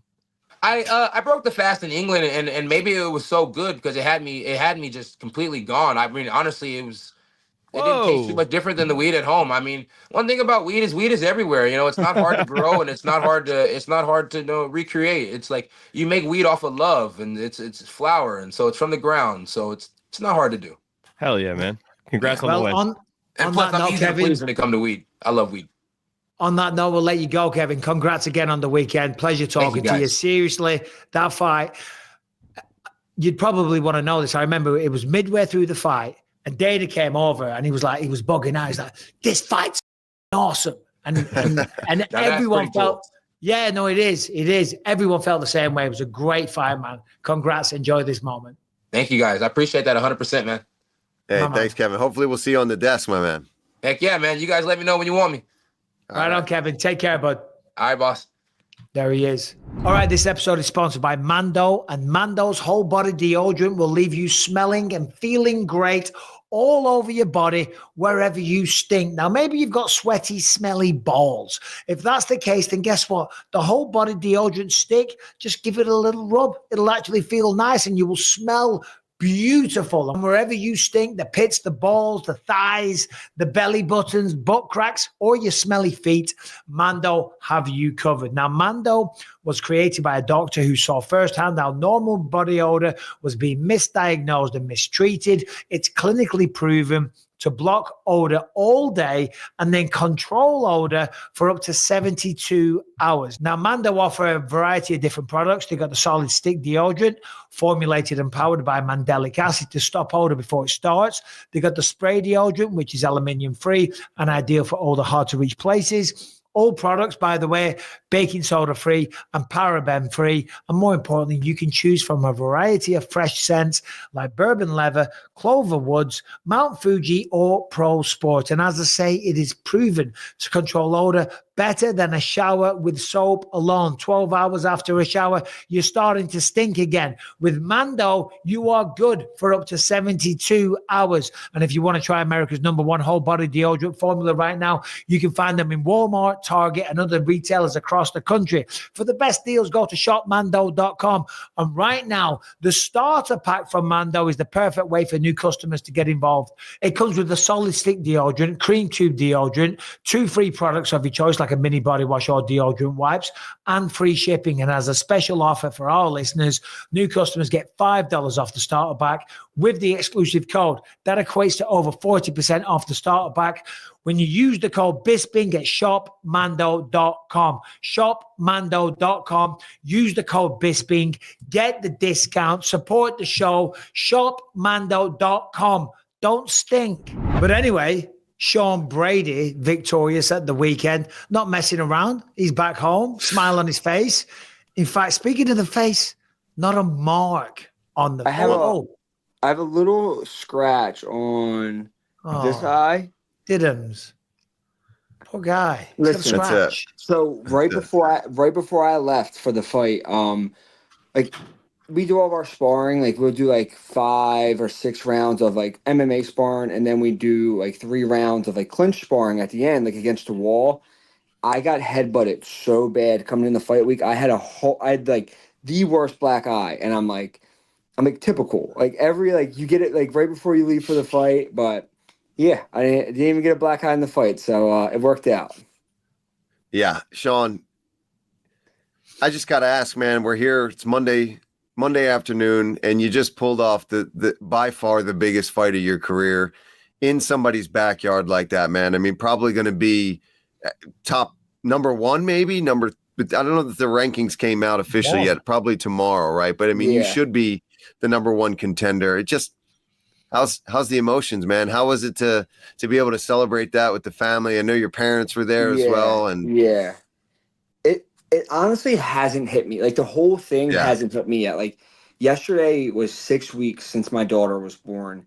2 days after that, I found out about this fight. So I've literally been just on like go mode for the last 6 weeks between training for the fight, like 3 times a day, getting worked on, like, because that was a big thing. I'm like, I got 5 weeks of training. I have to make sure I'm getting in. Like, so I was getting like extra massages, extra PT work, like doing all these things. And then I was going for a week for the whole fight. So now I'm home and like I'm with Kristen and I'm with the baby. And even she said it. She's like, it hasn't even hit me yet. Like, because she's usually at every fight. So like she has all these emotions. She's like, I loved watching you on TV. She's like, I might stay back every time. Like, because with the baby, like you never know.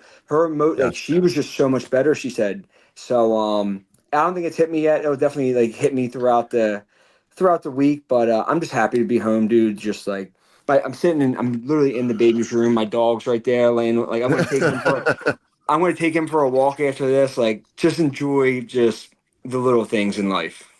Yeah, and you know enjoy what, being Sean? a badass. That's what you This is obviously you took out Leon in London, and obviously it's a pro Leon crowd. Yeah, and halfway through the fight, some people were starting to leave because, it was trending in a certain direction. And, getting out of the O2 Arena like any place is a goddamn nightmare when there's 20,000 cars there and everyone's trying to beat traffic and all the rest of it. Yeah. And anyone that was booing, I said on one of the post-fight shows, I'm like, listen to the way the guy spoke. Listen to what came out of his mouth. There's never been anything disrespectful. You are a family man. You work your ass off. You're a respectful guy. I mean, what you achieved at the weekend is just beautiful, man. And again, all you're talking about is the fact you're now home with your family. If people can't respect that, I don't know what to say to them. To be fair, I was on Arrow show today and I kind of shit on Leon a little bit. But there's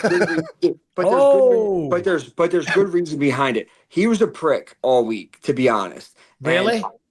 And I don't have social media on my phone during fight week. So I seen interviews of him afterwards, like saying, so we did a face off Tuesday, right? it's literally our job to be there. Like, this is part of promoting the fight, the promotion. So we get there. We faced off for 4 seconds. The first thing he says to me, he starts like talking about my height. Like, then he wouldn't look at me in the eye. And then I don't know if it was his manager or whoever was with him. Like, they were like, this is like awkward. Like, they said some like just like some shit and then like laughed. And like me and Jonathan and my coaches looked at him like, these dudes are weirdos. So after that, that kind of set the whole vibe for the week. And then we did the face off. He wouldn't look at me in the eye, and then when we were about to break off, like he broke because I wasn't breaking. I was staring right at him. He like looked down on me. I'm like, all right, like that's how you want to be. And I always shake everybody's hands, like at weigh-ins, everything. My wife hates it. She's like, stop shaking these guys' hands. Like you're, like, she's like, you're gonna fight these. And I'm like, it doesn't bother me, but I'm like, yo, I'm not shaking this dude's hand. I'm not saying shit to him. After the fight, I was like, yo, like you were a great champion, blah, blah, blah. Like he kind of like, he just got choked out. So he was upset. But then like his whole team, like they just kind of just blew us off. Like, and then I see the interviews afterwards of him, like the shit he was saying about me. So I wish I was even meaner to them, to be honest. Like I'm very respectful, but if you're an asshole to me, like you're going to get that shit right back. So yeah, Leon, I don't really give a about him, to be honest. What was he saying? Sorry, Paul, I got to follow up and ask that. Just, he was saying, so he said, he was talking about my size. He was like, yeah, he was like, Sean's so small. I didn't even know where he was at when I was walking up to the O2. It's like, you've realized how big I was when I was on top of you for 4 rounds, though, didn't you? So he was just saying sly shit all week. And I'm like, I can't wait to wrap my hands around this.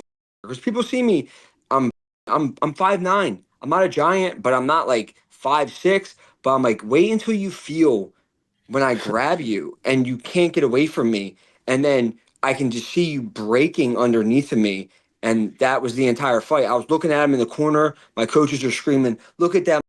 He's breaking in his corner. You got his bullshit ass coaches trying to tell him some fairy tales to get him back into the fight. Like lightning ain't gonna strike twice in the bottle, buddy. So yeah, I get a little upset about it, but he pissed me off. So it couldn't went. I wish I would have hit him even harder, to be honest, but it went pretty good for me.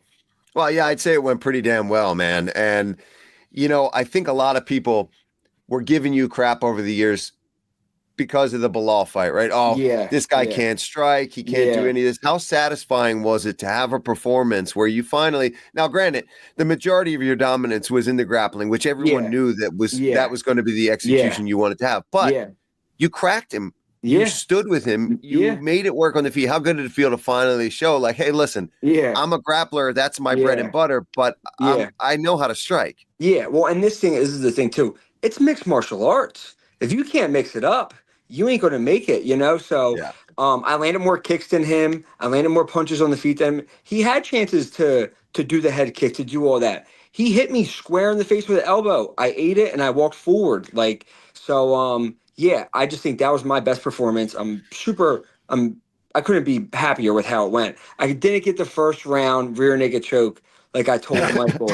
But pathetic. But I think it was TNT. I forget who it was. Whoever your guys big media is in the UK, they teed up me talking to you guys about me saying I was going to choke out Leon in the O2, and then it panned to a video of me choking him in the O2. So it doesn't get much sweeter than that.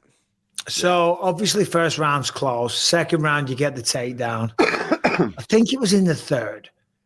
And this seems like a disrespectful question, but it's not. But it's just a question I've got to ask you. Disrespectful to Leon, I mean. Yeah. What are you thinking when this guy shoots on you? Thank you. Thank you. And the way he shot too, I sprawled so hard on him. I'm like, oh, it wasn't even close. I'm like, bro, you didn't even sniff my legs. But he does that in fights. He's taken down Usman. He's taken down Colby. He's took down Bilal, had Bilal's back for an entire round. So, but that was just desperation. Like I was walking forward on him. He couldn't get his punches going. And he was like, all right, like, let me just try this. And then I grabbed his neck. He rolled. Like, it was a horror. I knew from the first round when I hit him with that little foot sweep, that was nice. It was short time, but once I got on top of him and I felt how like unaware he was of his body position on the ground. That's why I came out the second round and I was like, I'm taking this down off the rip. Oh, I he forgot about came that right when out. you just sprinted at him. Yeah. I was like, Flying double leg. Yeah, I was like, I'm taking him down off the rip because this guy doesn't know what he's doing on the ground. And I had his back. I think I broke the record for control time. I think I had him for 4 minutes and 57 seconds of control time. It's like a new UFC record.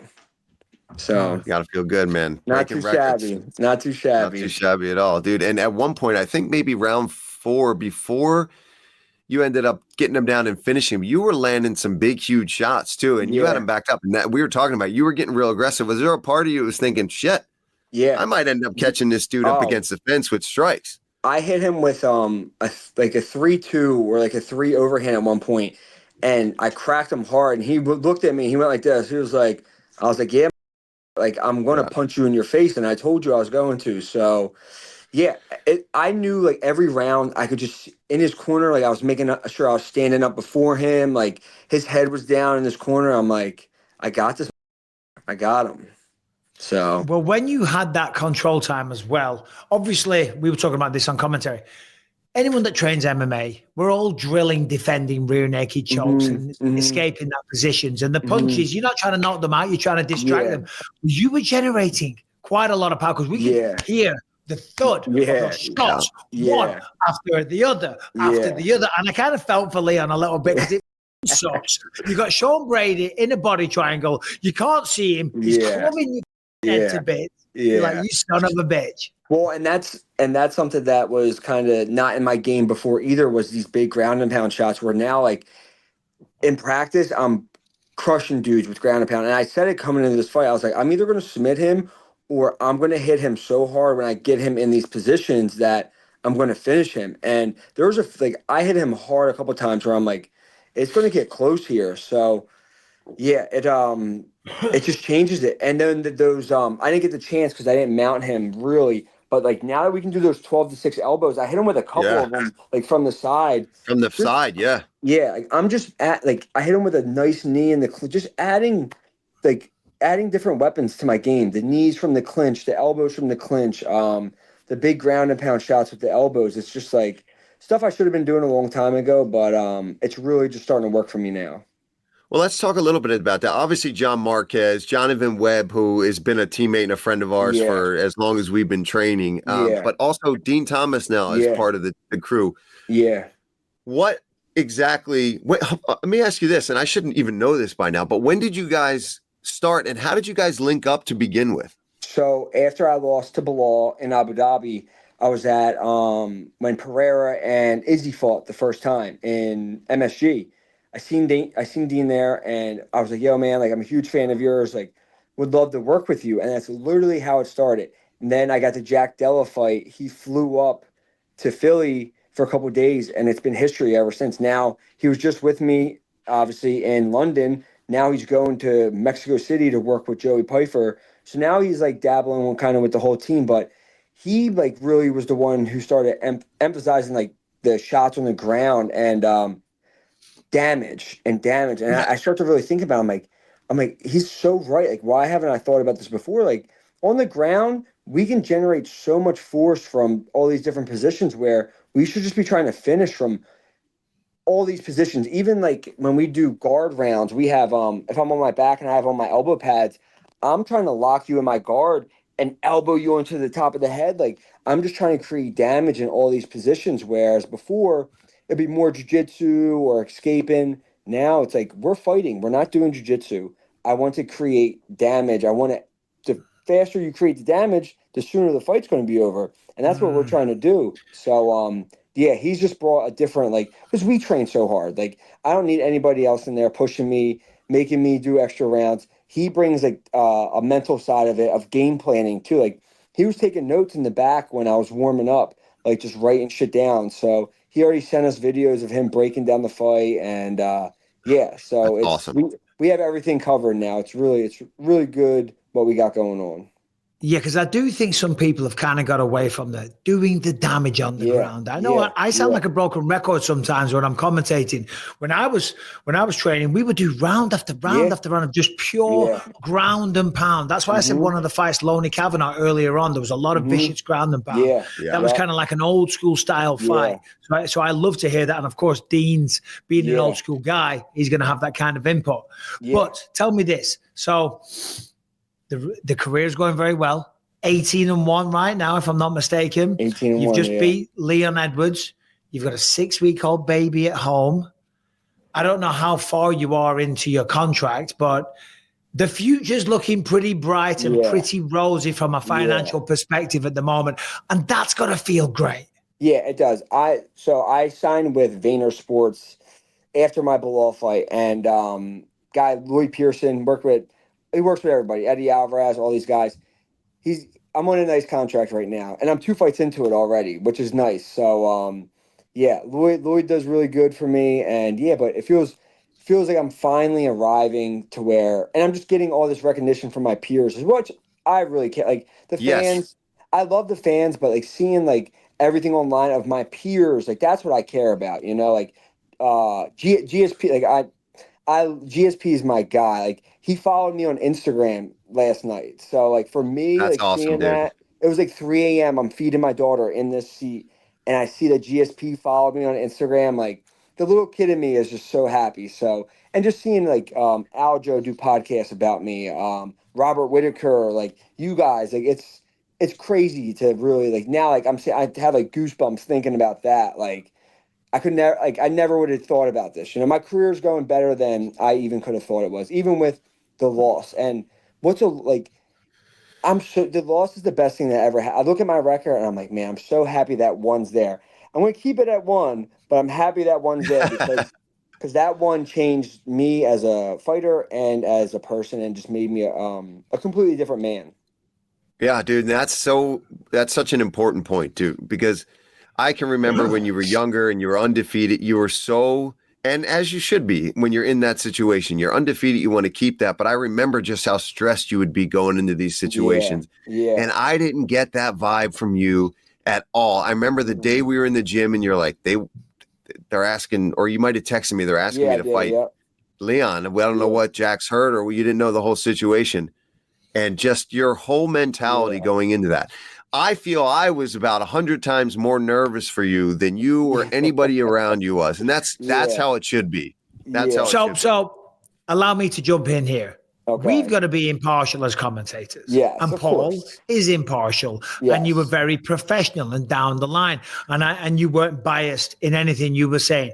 But I could see the emotion on this guy's face as you were locking in that guillotine. And Paul, you talked through it expertly as well, because you've obviously seen him doing it in the gym. You were going through it step by step, and then he gets it, and then Leon taps, and then Paul throws the pen. If you'd have seen it, Sean, it would have brought a tear to your eye. You got to see the video. Jimmy has a video. Oh, really? I seen the video, and man, like, we were talking about Saturday after the fight. Paul came over to my Airbnb. Like, we've been together forever, for almost my entire career, since I've known Paul since my last 2 amateur fights. Like, I was 18 years old. We would go out to the bars after the fights. I didn't even have an ID to get in. I had my older brother's ID to go out drinking with these guys. So to see where we're at now, like Paul doing what he's doing, what I'm doing, Jonathan, my coach, he was in the UFC. He has an amazing gym now. Like, it's just crazy to see how good we're all doing. And anytime Paul's on the desk, I think he's, if not the best, one of the best to do it. So as proud of he is of me, I feel the same exact way about him. Yeah, it's awesome, dude. I mean, we were all so proud of you, and you execute it the way we all know that you can, and to get a finish over that guy in that situation. And then, you know, I was telling Mike about it a little bit. We were up until you guys were leaving for your flight, and then I left back to the hotel. I'm paying for it today. Guys, listen, Mike, you don't even need to be here. We're just going to have a chat. No. I was going to say, this is beautiful. It's really nice. It's great. But if you two want to go get a hotel room, right, have a little circle jerk somewhere else, feel free. Right now, this is the Believe You Me podcast. You two are going to do this later on. Go get a bunch of beers in tonight. The question is, who the are you going to fight next, okay? Yeah. Right. Don't give me this bullshit. Give me a name. Be a man. Stand up for yourself. Yeah. What do you realistically think, Sean? Like, if it's not the belt and the winner of the belt, if it is the belt, maybe, right? You could jump in there next with Shavkat out there. Usman saying he comes back. Who do you think you're going to get asked to fight next? Or who do you want? And then who do you think? Yeah. Who do I think is like even a wilder question? Because I really don't have any idea. It could be. They could sit me for the next fight for the title. Like me and Bilal have a title. I mean, we have a history. Me and Jack Della have a history. I was supposed to fight him 2 weeks before I got a staph infection. He actually said a funny comment about me having a staph infection. Then he fights Gilbert Burns, breaks his arm. He's out for a year with a staph infection. So there's a little bit of karma right there too. So there's two stories right there. But then you have Shavkat in there where we know how it is. You're not guaranteed anything in this business, so they might have me and him fight in the summertime, which I'm down. I said it before, I'm not waiting for the belt. If they want me to fight for the belt, I will do it, but if not, I'll fight Shavkat before. And then there's Usman, but that's the fight I wanted. I DM'd Usman months ago. He said he wasn't ready I was trying to fight him in Miami. He said he wasn't ready. And then I get the Leon fight, and I just beat the number one contender who beat Usman 2 times. So like, there's only a few options that make like I took. You're at the tippy top now, dude. Yeah, you're at the tippy top. I took a lot of risk. I went over, fought Leon in his backyard in London. Now it's like, all right, like now there's a couple guys that I deserve to pick from. I wasn't getting the fights I wanted before. Now it's like, all right, let's see where it lies, but. Bilal, either way, like that would if Bilal wins and I get to fight him, that'd be amazing. If Bilal loses, that might even be an easier route because then I'll be number 1, he'll be number 2, or however that works right there, and then whoever wins fights again for the belt. So, okay, non-MMA question: best and worst thing you saw, experienced, tasted, best and worst about London. I didn't eat. So, first of all, the shit on it. Go for it. The supermarkets. This place is. There's nothing in them. The supermarkets are horrible. I don't know. We went to a Whole Foods. Like, Whole Foods in the States. Like, I do. There is aisles of everything. We went to this Whole Foods. First of all, it was 3 miles away. It took us 35 minutes to get there. And we get there, and it's like a 7-Eleven. Like that's what it reminded me of a 7-Eleven. So and then my corner, they were eating Five Guys, and we found a Turkish spot by our Airbnb. So there was no English food. There was no like it. Then you guys don't have stevia in your coffee shops. Like I could write a book on how much I dislike London, to be honest. Well, yeah, but it's fine because a lot of people feel the same way. So give me a few more pages of the book. Sean Brady Hates London, page 2. Come on, because it is one of the greatest cities in the world. You didn't go to the right place. They do have great Whole Foods. You went to a Whole Food Express or a Tesco Express. They have the big ones. We have supermarkets. Everything's not tiny, Sean. I got to defend it a little bit. But give me page 2. My daughter's crib was bigger than the bed. than the bed they had me sleeping in at the Airbnb. I had to check into a hotel on weight cut night, so I got a good night's sleep. How small was that Airbnb, Paul? Yeah, it was little. You were in a little spot. And they were saying there was a fox running around everywhere too. I had a cat friend I met. There's foxes killing cats everywhere. I don't know if we were staying in the ghetto. Oh, you were on the brink because I asked my Uber driver when I was coming over to your place. I was like, "Hey," he was a cool dude, the guy that drove me over there. I was like, "Hey, am I going to like the hood version of London here?" He's like, "Yeah, you're pretty much on the border there." We were 10 minutes from the Canary Wharf, but that was the problem. We had to be close to that fighter hotel, and the traffic was originally. I had this beautiful Airbnb, 15 beds, a sauna, a jacuzzi, but it was an hour away from the Canary Wharf. It would have never worked. it wouldn't work because we were going there 2 times a day. So yeah, I do. I will say this.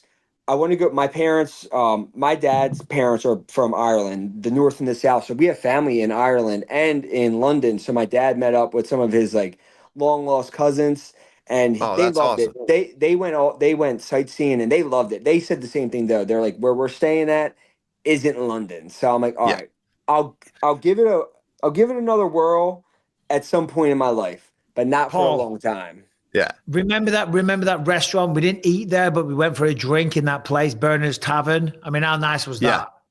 Yeah, dude. I can, and I've had the same experience when I fight in certain cities versus if I've gone there as a commentator. It's I had drinks, I had good food, like, and I'm Sean's weight, in the ghetto cutting weight and getting ready to fight an English guy. So you had a totally different experience. Yeah, no, we'll give it another go, Mike. Because the reason being is in any city, once you get to the outskirts. You know what I mean? The center of the city is nice, but then around the outskirts, it can be a little bit shitty. So you were in kind of a crappy area. All right. Right. We're going to have to say goodbye. It's not because you're shitting on my home country. It's not because you say the food's terrible. It's not because the Airbnb was terrible. It's because we're on a time crunch, buddy. Right. Hey, Sean, be proud of yourself. That was sensational. I appreciate it. Can't wait to see what's next for you. Yeah. I'll allow you two to have one final kiss and a cuddle via the internet. Get your bike serviced in the shop because the weather's gonna get nice and we're gonna get you out before you get back full MMA mode, fighting for titles and top contenders. Before you do that, I'll let you beat me on the bike, even though I don't even have to let you. You're a freak. So yeah, get your bike ready to go. I'll drop it off. Bring the Lycra. Yeah, get the tights out, Sean. Get the tights Vaseline. out. I will. All right, boys. I'll get some chamois butter for you. Hey, man, you're the man. Congrats, Sean. I'll talk to you later, Paul. All right, Mike. Thanks for having me. Congrats, brother. Congrats. Thanks, Congrats. Yeah. He had such a different experience in London. It's hilarious because I did go to the Airbnb and I had a friggin' fantastic time because we're all hanging out together. It didn't matter, but I could see it's like, yeah, you're not where we were. You're not taking the tube into downtown London and going to the nice Italian spot we went to or having drinks in the cool bars that we were at. Like you're there on a mission. So it's always different when you do that versus you get to go and enjoy yourself. You know what I mean? But it's funny to hear the other side. Oh, yeah, no, it's terrible. And by the way, that Thursday night was the only night where I got out to enjoy myself. And we didn't go crazy. It was very respectable and civilized, but we did have a nice dinner and a couple of drinks. I took you to a couple of classy establishments. Yeah, it was fun, man. It was a good time. Nice. And I love London. So, I mean, I'll speak more fondly of it in place of my Philly brethren there, Sean. And yes, no, it's a beautiful city to go to. And it's good to hear his parents got to have more fun there and go see some relatives and stuff like that, because it did run into his mom and dad too at the airport on the way back home. They were on the same flight as me and they looked exhausted. They looked exhausted, but still smiling. Should we get Harrington on the show real quick? Yeah. Harrington, are you there? Yeah. What's up, boys? What do we have? We've just been talking London. We've been talking to guests. We've been talking a lot of bollocks for the most part. Is there anything that we need to address? Any big stories? Because we've been going for a little bit here. Oh, boy, Harrington. I see a topic that we should be talking about. Ooh, which one? He's been sentenced. Oh, for real? Yeah, Cain got sentenced. Uh-oh, I don't like the tone of your voice there. Go on. It says he's been sentenced to 5 years in prison. That's okay. I guess for what? But I guess for what they wanted, right? For what they wanted, I guess. I mean, they were 25 to life they were trying to push him for? The DA wanted 25 to life. He wanted no prison time. So 5 with good behavior and such. What do you think he could end up serving? And time served. There was some time served. Yeah, that's what I was going to say. So the that's time really good then, right? The time you do on remand is doubled off your sentence. So he might not serve much at all then. Well, how much did he do on remand? I know he was away for a little bit. So let's just say he was away. Right? At least a year. Yeah. So that's 2, if I'm correct. I know this is in the UK. In the UK, any time you do on remand, they double it and take it off your sentence. So that's 2 years So he might be out in 6 months.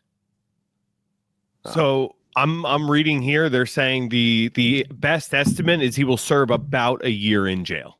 Wow, that's great. Okay. I mean, that's I'm glad to hear that, because I think anybody with a child can only, of course, and he knows it. Like, yeah, he should have went about handling things in a different way. He was emotional, and how could you not be for what he had to find out and what he was dealing with? But if you have how can you not sympathize with that man for what he had to find out? Do you know what I mean? I saw Cain Velasquez, I think we're referring to. I saw a video online or something, and he was taking accountability, and he was saying that he handled it incorrectly and stuff like that. And, the sentence has been passed, and what little on me says on this podcast isn't going to change a goddamn thing. Cain Velasquez was saying the right thing that his lawyer probably told him to say. You got to say, I was wrong. You got to say, I regret my actions. The reality is, fair play. He did what most men would do if they found out about that situation, because a lot of people talk about it, but I'm just throwing it out there. If I found out that somebody was doing that to my children, I'm not going to be accountable for my actions. And so Brian, given the situation, go on. Yeah, no, I was just saying, even in the chat, Brian said, he's going to be a hero. Yeah. Like, he's going to be. People are going to be applauding anywhere he has to walk around, wherever he's serving, for what he did. Crime, dude. Yeah. Like they usually frown upon that sort of thing in prison. And also, not to mention one of the best heavyweight champions. Yeah, and he's Cain freaking Velasquez. So, come on. You're a legend to begin with, and then if one man can hold you down, kind of thing. You know what I'm saying? Yeah. Yeah, well, he ain't gonna be too concerned picking up the soap in the shower. Right? No. Ain't no one messing about, right? He's going to be just fine. Now, granted, there's weapons and there's gangs and stuff like that. Yeah, Cain Velasquez is not an easy target for anybody, and he ain't going to be in there too long anyway. Harrington, what's on your mind? So I'm reading the really messed up thing, I think, here of this whole situation is the guy's trial, the guy who he was shooting at, his trial doesn't start until June, and he's only on trial for one act of criminal lewdness with a minor, lewd acts with a minor child, and under California law, depending on the age of the child, you could be punished for between 3, 6, and 8 years. So already the sentence he would be looking at if he was convicted right now would be less than what the DA was asking for Cain Velasquez. And that dude's not getting out of jail. And this is the state of the system in this world. Some of the stuff, some of the sentences that get passed for some of the just disgusting, obscene, just unthinkable crimes that these predators do to young boys and girls, and they get a slap on the wrists. It's insane. I just don't get it. That's what's driving people crazy, right? Is that there are people and government officials and things that are trying to make this seem more of we were talking about a second, the minor attracted person. Kiss my ass. They're not anything. You're a pedophile. You're a piece of shit. Yeah. Where was I? Were we talking about? You might have been running to the bathroom real fast. I think I went to the bathroom. So they're making a new specification. Yeah, you're not a pedophile. Straight, you're a minor attractive person. You're a minor attractive person. Yeah, that's all. No, you're a scumbag. You're a piece of shit. You should burn in hell, and you have no place on this planet. Yeah, it's a minor attractive person. Jesus Christ. Anyway. Yeah. I think the only mistake Cain really made was not just shooting the dude in the head, to be completely honest with you. But because you know what? You go to jail for that. If that's my kid, and he would have done the same thing. It's like, okay, yeah, take me. I don't care. I'll live the rest of my life knowing that I put a bullet in your goddamn head. I shouldn't be saying that stuff on here. No. You're totally fine. You're totally fine. The only flip side to that argument is that then obviously your wife and your other children, if there are any, of course, they're going to suffer, because obviously that is, retribution. The ultimate revenge is what you immediately go to. But as the father, as the breadwinner, as the leader of the household, and I don't give a shit what anyone says, the man is the leader of the household, or should be, okay? When that person goes to prison because of something like that, then everyone else kind of falters and struggles, and the other children end up involved in drugs and stuff like that. So, man, Well, I'm happy for Cain because it could have been a hell of a lot worse. Could have been way worse. Yeah. Could have been way I didn't worse. think about the, the fact that he'd served some time and that it probably won't be all that long, really. So that's great to hear. Well, speaking of making your blood boil, we know that Tom Aspinall's blood was boiling for quite some time, but he was in the crowd. He had the duck, as you saw, and he said that he had a meeting with Dana White and Hunter Campbell, and Dana said that it's done. I quote, Dana said, it's done, but it's not done. It's going to happen. It's done, but it's not done. Not done enough to sit here right now and announce it and give you a date, but the fight's going to happen. It's just a matter of getting it signed now.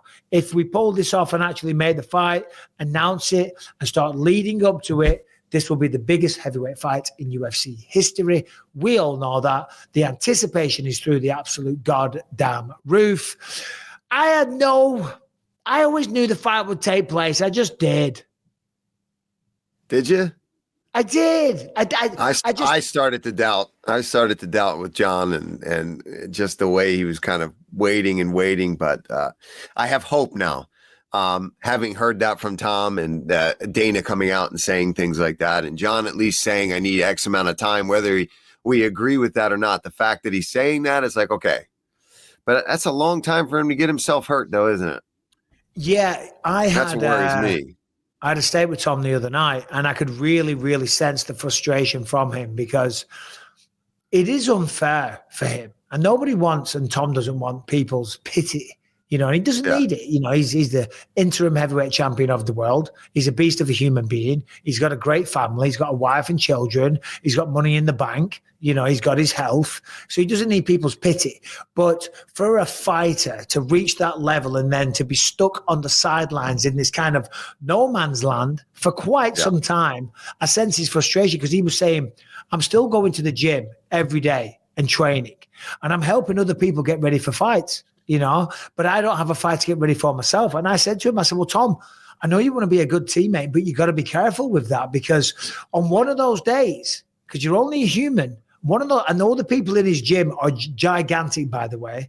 One day you might go in there and tear your pec off a shoulder or tear your pec off the bone like John Jones did or blow your knee out or do whatever because you're helping other people, when you should be getting ready for your own fight. And I could just really sense frustration in him, and I felt for him. And that's a good point too, right? The longer that it waits, and if you're staying active and training and being in other people's camps where they're amped up and they're the ones that are trying to perform because they got the fight, at least when it's your camp, right? Everyone's kind of working around you and trying to help you get ready. But when you're jumping in and just trying to get your guys ready, you're trying to pull back a little bit, maybe you're trying to be a good training partner. That sometimes is when things can go south. So I'm glad to hear that at least it's moving in that direction, and maybe he can settle in and take a rest now and then start to try to peak for when the fight potentially could be. I don't think he'll be taking a rest. He's just not built like that. I don't think he'll be taking a rest at all. Yeah, the man's a true professional. Anyway, should we do a couple of questions? Let's do it. I've been telling everybody, by the way, everybody I see that was like, oh, I'm loving you on the podcast with Bisping. It's my favorite. Now I was like, hey, send in a question. So, and where do they send it to, Paul? They send it into the Believe You Me pod, BYM no, pod. No, they don't. No? BYM. Pod at gmail.com.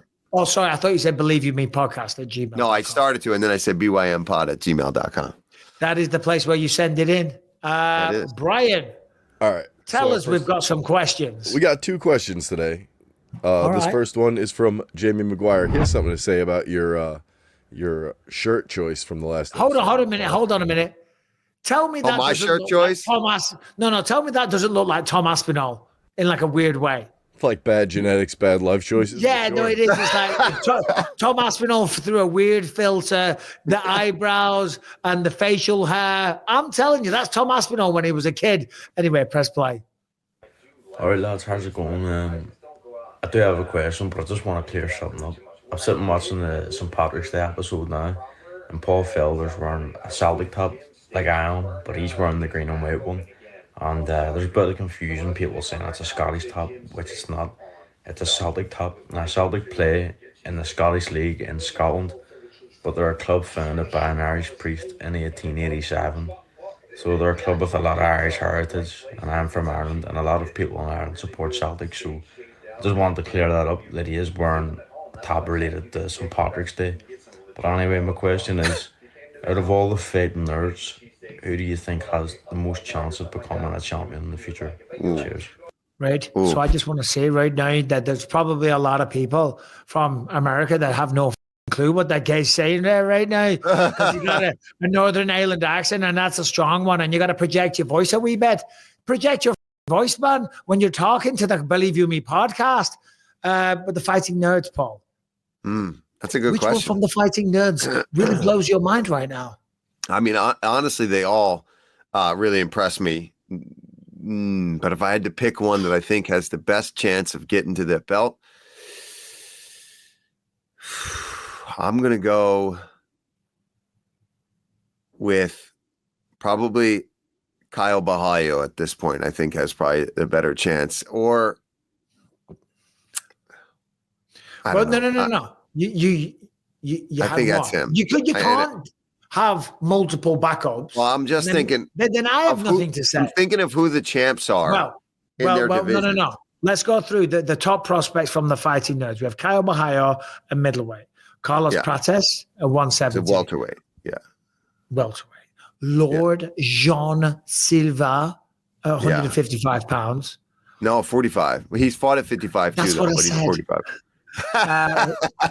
Who else have we got? That's all I can think of. Rufy, who is a 155er. Maurizio Rufy. But then I just think of like Islam's the champ there, and 45 for Jean Silva.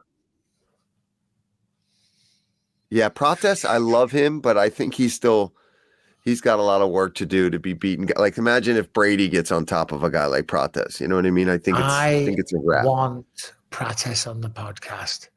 Oh, I love the way he fights. we got to hit him up. I love the way, he's a bit of a party animal. Do you know what I mean? He's got to be smoking cigarettes while he's on the podcast. Yeah. So that's our only hard. demand. He trains hard. He drinks hard. Party's hard. At the press conference, he was laughing his head off at the whole thing. In fact, he's the man, Hamilton, dude. He is the man. Hamilton put him in the notes there somewhere. Where was it? Hold on. Oh, yeah. He had a conversation with Michael Chandler. And what did he say? He wants Chandler to choke him out, right? So he can get the bonus or something like that. Yeah, I just put the video in here. He said Chandler's got to take it easy because he wants to become a millionaire in Brazil. Yeah. What with the 50K? Yeah, that 50K would make him a millionaire in Brazil. It would. It goes a long way in Brazil. However, not if you want to buy cars, because the tax is crazy, man. My pick, I don't know. You said Kyle Bahayo, I'll go Jean Silva. There we go. There you go. What else have we got? Now, we were trying to get Jimmy from production to send us in a question. Yeah. If we haven't got a question from Jimmy, Brian, I'm going to be very sad. No video question from a Jimmy. Maybe next week, though. What's the second question? This one's from Rogny. I think that's how you say it. What is going on, BYM Pod? My name is Rogny. Shout out to you guys for making the best MMA podcast on YouTube, hands down. My question to you is, my wife and I are expecting children later this year. And so we do not know the gender yet. My question to you guys is, in your experience, was it easier to raise a woman or was it easier to raise a man? Bisping, I know your children are a little bit older. So what is your answer to that? We do not know the gender. We don't know what to expect. But which one was easier for you guys? Thank you. Well, it's a very easy decision or answer to give. The boys are way easier. Yeah. I'm sorry to say, Paul. And to our fan there, I don't have a choice. I don't know the other way so far. So I can hear them upstairs already. The two girls are. Just you wait, buddy. Just you wait until they get to 14, 15, 16, hormones, periods, boys, cattiness at school. I'm just going to start fighting again. So if I get hit in the head enough, maybe I just won't know what's going on. You know what I mean? And you're going to have 3 of them and the wife. Yeah. You're going to develop a very serious drinking problem. I'm telling you, because I had This one. isn't water. No, it is. Oh dear. I've still got a couple Guinness left over from St. Patty's Day upstairs. Now, you know what? I think I'm going to go drink them, Mike. Well, I'm back on the wagon now. I'm having a bit of an abstain session. I'm going to abstain for a bit. I did dry January. It was kind of a moistish Feb. It pissed it down in March. Yeah, I pissed it down in March as well. Yeah. March got a little. There was a treacherous storm in March, but blue skies ahead for April. April's going to be very clear, I believe. April showers, though. Bring me flowers. So. Yeah. But we're not quite out of March yet. Not quite out of March. So I might have a cheeky one because it's 80 degrees here today. Wow. 80 degrees. So I might go sit by the pool and have a cold one. Why not? It looks like London here, unfortunately. Yeah. Good luck, the girls. The boys, their challenges in different ways. Like Callum, like sometimes, because he's big, he's like 265. He wrestles, he does MMA, and tries to push it a little bit. And like snarl, he snarled at me once. And I was like, the fuck, whoa. The fuck was that? Did you just growl at me, son? He was like, yeah.